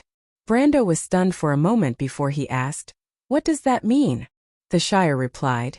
It means that the Moore and Cooper armies were stationed in Hemlock Town 3 days ago until yesterday. The Walker army was stationed in Vargas Town, and Count Elkhorn was stationed near the Boulevard of Leaves. But now these armies have all disappeared. At least Count Jean could not contact them. Is that possible? Brando felt that it was simply unbelievable. Are you sure this is not a trap? Did our gargoyles search the surrounding area carefully? His question was actually nonsense. Long before this, they had already searched the surrounding area several times. After confirming that there were no traces of the enemy, they dared to come out and accept Count Jean's surrender. Moreover, even if this was a trap, the Count would have thought of a way to at least make up a lie that was consistent with common sense. He would not have made up such a ridiculous story. The more ridiculous the Count's description of the matter was, the more reliable his words were. The Shire shook his head gently. It seems that he is not lying. You did not see the Count's face. He seemed to be really scared. He did not want to see you. Most likely he was afraid that you would harm him. Brando shook his head in disbelief. Did you send gargoyles and scouts to Hemlock Town, Vargas Town, and the Boulevard of Leaves? You have to ask Medisha and Maynard about this. My lord, I am not responsible for this. The Shire replied. Brando finally remembered. He could not help but pat his head. thinking that he was completely confused by the strange situation. So he hurried to find Medisha. The latter was arranging for the crew's captives to be settled. This batch of captives was the largest batch they had taken in along the way. There were no less than 1,000 people, and many of them were not nobles. There were also mercenaries, farmers, craftsmen, and soldiers. These people were more troublesome to deal with than the nobles because they had to provide them with food. According to the Shire's words, these people might as well be released. Brando was tempted by this proposal, but he knew that he could not be so hasty because his intentions would be too obvious. When he found Medisa, he asked about the scouts and the gargoyles. The Silver Elf princess seemed to have expected that he would come looking for her, and immediately replied, "My lord, Valgus Town and the Forest Avenue are quite far from here, but the gargoyles that were sent to Hemlock Town have returned once." Just like what the Count said, there was not a single person in the area, and there was no one there. There were no traces of battle. No traces of battle? Medisha nodded. Or did Count Alcons get wind of this beforehand and abandoned Count Jean and ran away by himself? Brendel thought to himself. Or did Count Alcons get wind of this beforehand? But this reason sounded a bit ridiculous. If he ran alone, then there was no need to bring Moore, Cooper, and the Walker family's knight and lord. But if he had the ability to inform others to run together, then he might not have left Count Jean behind. Even if he wanted to sell his teammates, his first choice should be those powerless nobles. Brando really didn't see the need for the other party to fall out with the Jean family. But if it was any other possibility, it would be even stranger because there was no reason at all. He asked Charles to ask the Count a few more times, but the answer he got was the same. This made him confused for a while. Although it was a rare thing to be able to win without bloodshed, it was still a good thing. However, the problem was that the current situation made one's hair stand on end. An army of thousands of people in an area of dozens of kilometers had actually been destroyed in a single night. Suddenly disappeared into thin air. What kind of situation was this? In desperation, Brando could only let the envoy group stop and wait for the gargoyles and scouts to return from town of Valgus and the Boulevard of Leaves. From Count Jean's description, he faintly felt that something was wrong. It was like an instinctive premonition of danger. He had experienced all kinds of abnormal situations in the game, and these experiences provided him with rich experience to deal with all kinds of situations. It was a sudden situation. At 1 o'clock in the afternoon, the gargoyles still hadn't returned from town of Valgus and the Boulevard of Leaves. However, at this time, Maynard finally returned to the White Lion Guards from the envoy group. Her main task was to send the young prince and the others in the envoy group, including the noble captives of the cruise people, to join the main force here.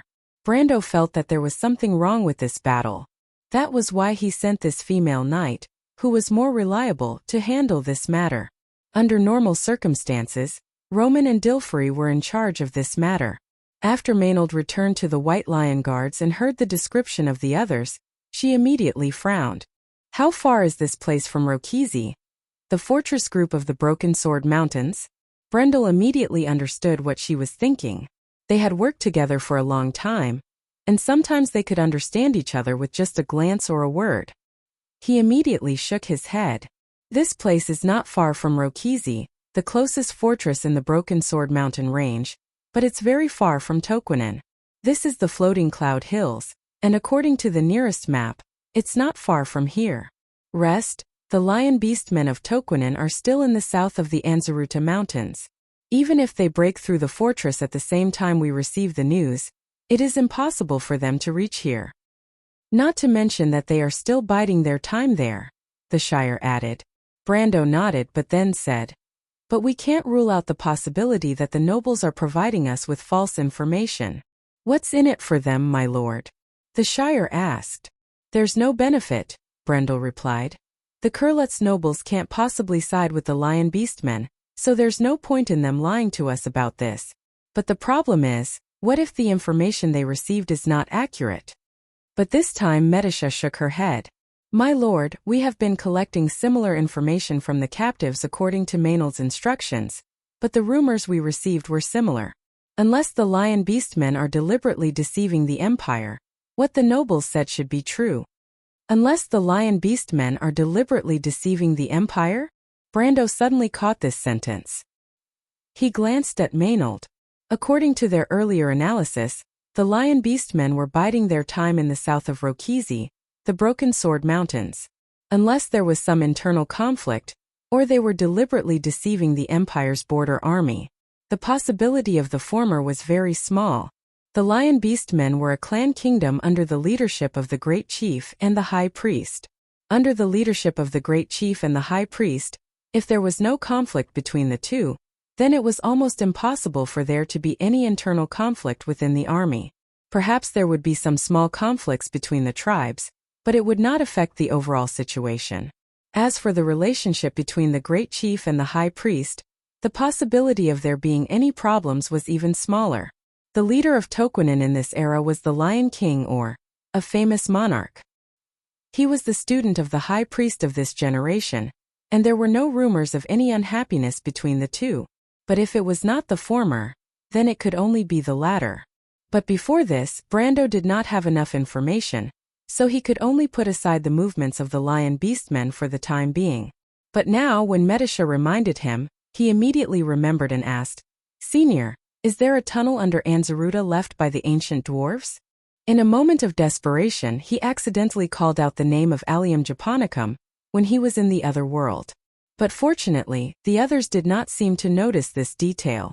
Only Maynard looked at him indifferently and shook her head. There are indeed dwarven attacks under Anzaruta, but it is unlikely that the Lion Beast men of Tokunin will use them. Why? Brando was slightly startled and asked. Chapter 919. There was an ancient kingdom of dwarves under the Anzaruta Mountains. They were a branch of the Broken Sword Mountains. When the kingdom was digging underground, they accidentally dug through the beehive. After that, the underground was filled with monsters. The kingdom was destroyed, and the remaining dwarves migrated westward. The map of the underground kingdom was lost. Right now, that dark maze is full of danger. Passing through it requires unimaginable risk.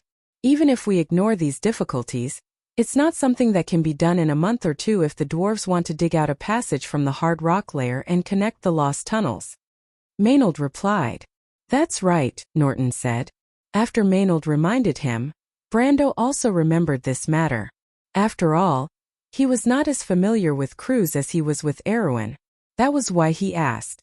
After hearing about the strange incident that happened to Count Jean, Hao Ren's first thought was that the nobles were up to something. But then he remembered that the Lion Beast men of Tokunin had played a trick and bypassed Rokizi. He had a hunch that the Broken Sword Mountains had attacked the Empire, just like in history. But now, after some discussion, he found that it was not likely. His train of thought, which had finally cleared up, was now in a state of chaos again. He had to stop and wait for further information.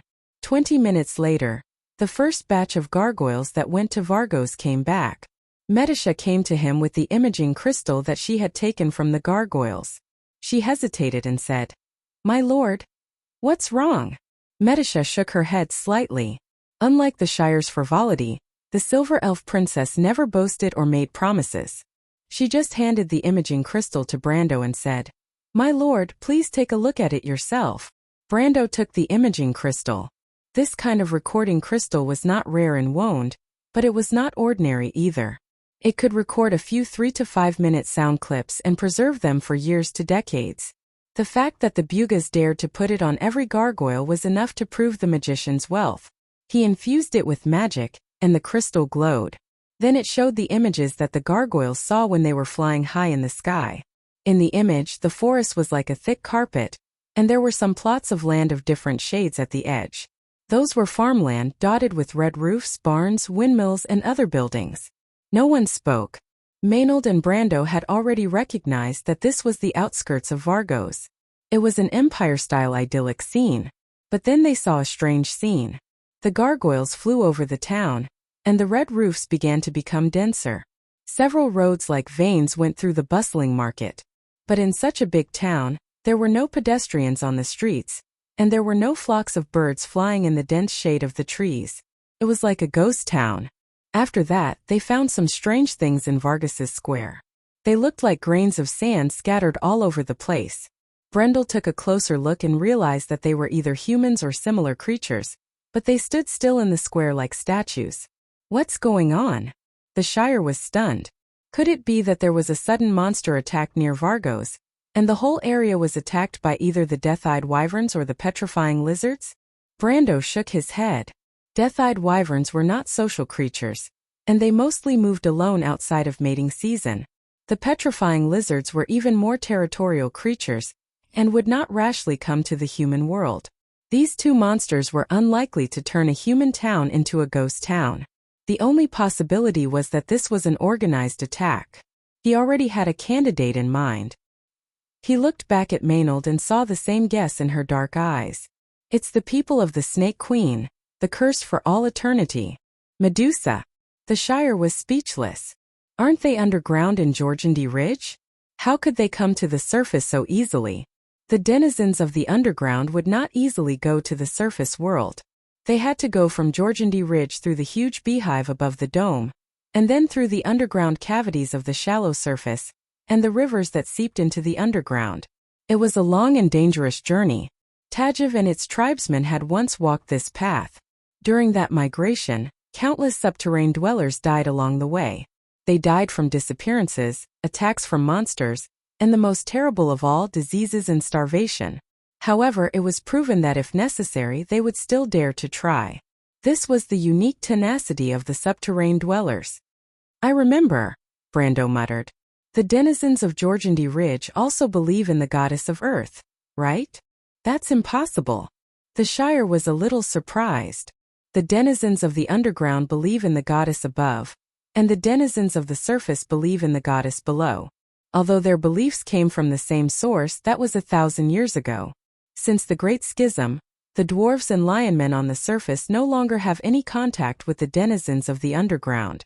How could they come together, and how could they have contacted each other in such a short period of time?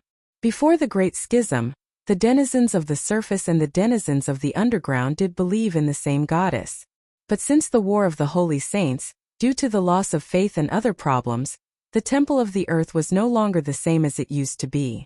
Even the 3 sacred relics of the Temple of the Earth in Broken Sword Mountains had disappeared one by one.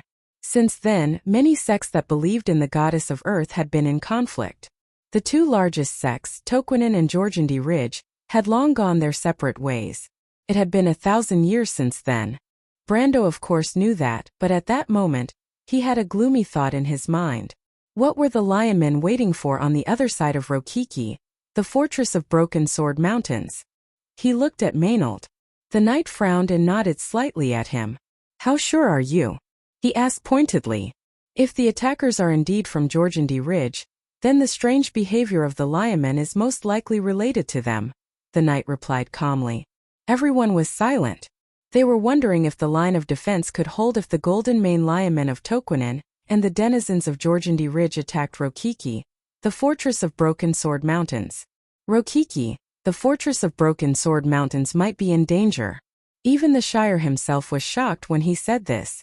Although he claimed to be knowledgeable, knowledge made him silent. In his eyes, the strength of the Empire was based on detailed data, analysis and rational thinking. It was like the mighty crew's golden eagle, which was made up of feathers, but its sharp claws and beak showed how powerful it was. Rokiki, the fortress of Broken Sword Mountains, was the Empire's long-established line of defense. It was located between the mountains. The frost and snow of the highlands formed its sturdiness, and the rugged rocks were its blades. The harsh weather all year round told of its ruthlessness and indifference. It was an insurmountable moat.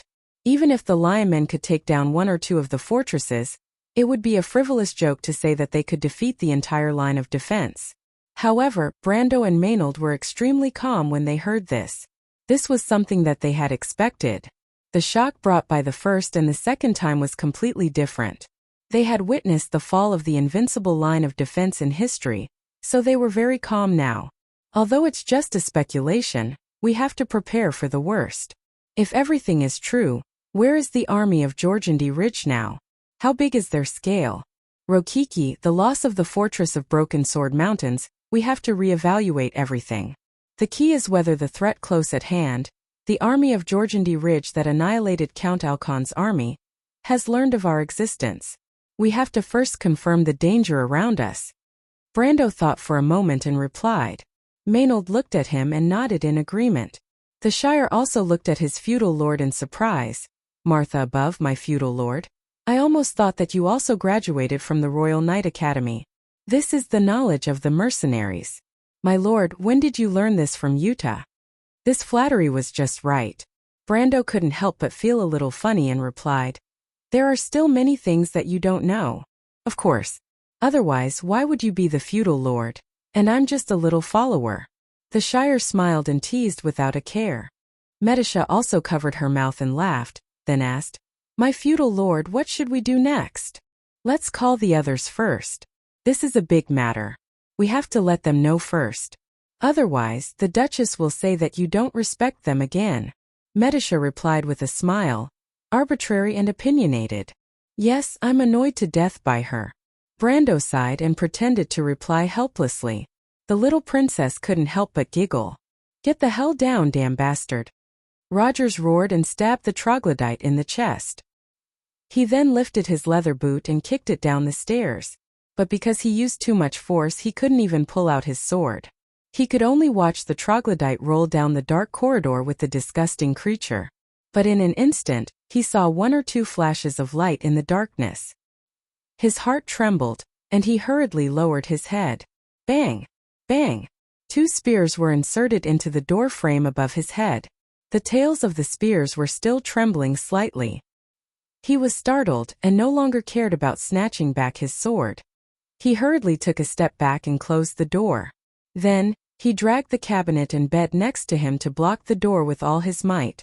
A moment later, the sound of 2 heavy objects hitting the door came from the door, followed by a squeaking scream.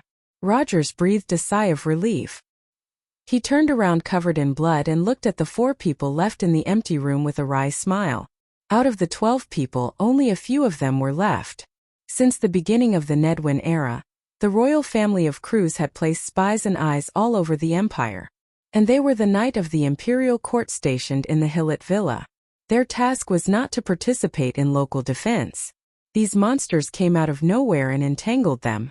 There were so many of them that they suffered heavy losses overnight.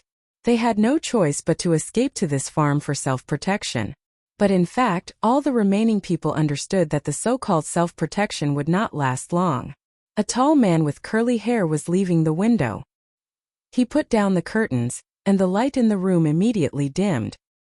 He shrugged and said to the others, they have surrounded the outside. Seems like they want to teach us a lesson. Rogers, you killed a lot of these things. I don't think they want to let you go. Do you have any last words? Maybe if I'm lucky enough to survive, I can carve them on your epitaph.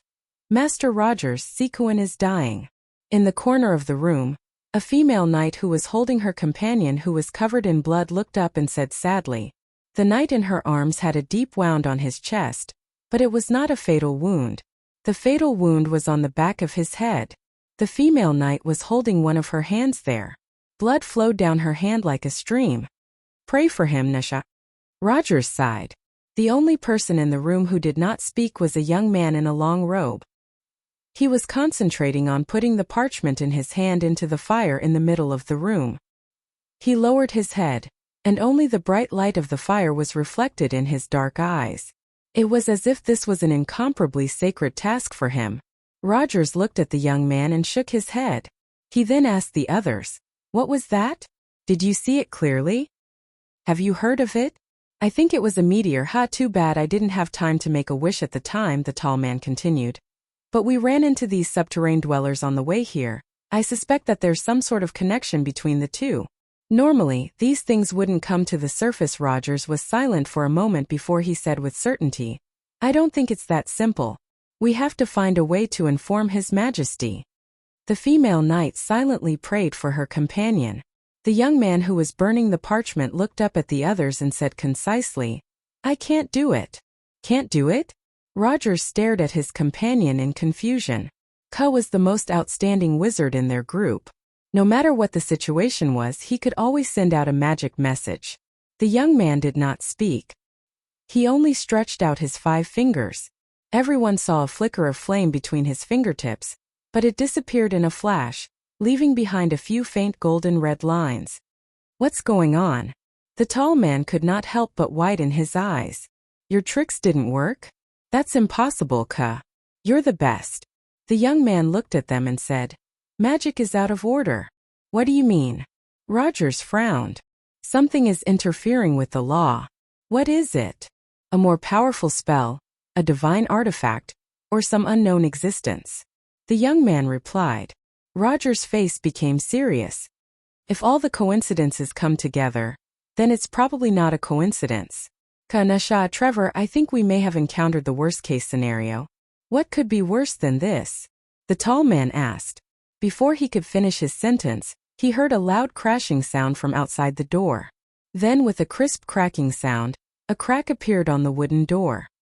He looked in that direction, dumbfounded, while the others looked at him unhappily.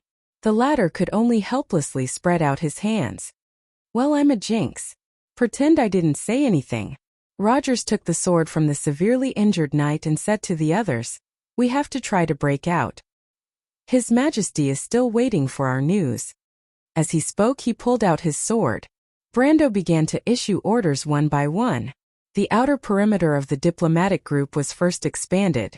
Gargoyles were constantly flying in the sky, guarding against the possible existence of Georgandy Ridge's army. However, there was nothing unusual in the open hills and forest around the diplomatic group. Brando further expanded the search area and sent the young Sentinel cavalry belonging to the White Lion Guards to Vargas and Linia Avenue. His efforts were not in vain. Soon these Sentinel cavalry found valuable information. The cavalry avoided the main road and entered the area of Vargas and Linia Avenue along the small roads in the Floating Cloud Hill area. They did not encounter any Georgandy Ridge troops along the way, but when they passed by a village called Tuya near Vargas, they happened to encounter a small group of cavemen besieging a nearby farm. The captain of the Sentinel cavalry was a student who graduated from the Royal Knight Academy. He immediately determined that there might be survivors in the manor, so he immediately led his men to kill the cavemen and rescue the people inside. Brando soon saw these people. It was a group of 4 people, 3 men and 1 woman. When they were brought to Brando by the Sentinel cavalry, they were more or less in a sorry state. These people were dressed like the children of the most common country gentry in the empire. They wore thick wool coats, feathered hats and deerskin boots. However, their faces were very determined. Although they were covered in blood and mud, and 2 of them were seriously injured, they did not look afraid or lost. They just looked a little tired. Brando then noticed that these people were all wearing long swords. Although the style of the swords was different and there were all kinds of swords, the way they held the swords was very standard. They did not look like aristocrats, nor did they look like soldiers of the empire. Instead, they looked like knights of the inner court. Brando pondered for a moment and understood the identity of these people. He could not help but think that his Sentinel cavalry was quite lucky to have brought back a few spies from the royal family of Cruz. However, he then felt a little relieved. Only the inner court knights with extraordinary martial arts could survive this sudden attack and survive until now. While Brando was sizing up the inner court knights, he was also sizing up the Count. To be honest, it was not that he did not know him. On the contrary, he was very clear about his identity and origin. He even knew everything that had happened from the Black Sword Fortress to his arrival. In fact, the news of the arrival of the Erewhon envoy was personally sealed in the envelope with the 7-fold flame pattern insignia. Then, he stamped it with the seal of the Hillet Villa and sent it to the White Rose Garden. In the previous battle, he thought that he was going to die, but he did not expect to be saved by the Cruz cavalry scouts at the last moment. The moment he saw the strangely dressed cavalry, he immediately knew who they were. But he had only heard of the Count's name from rumors before he met him in person. Even he did not expect the leader of the Erewhon envoy to be so young. He was so young that he could not help but have some doubts. How could the Erewhon people be assured to let such a young man be the leader of the envoy? He suddenly understood the reason why the Count had caused a series of troubles before. With this thought in mind, Rogers and a few of his colleagues bowed slightly to Brendel. This was a knight's salute, and it had nothing to do with seniority. It was just to thank Owain for lending them a helping hand.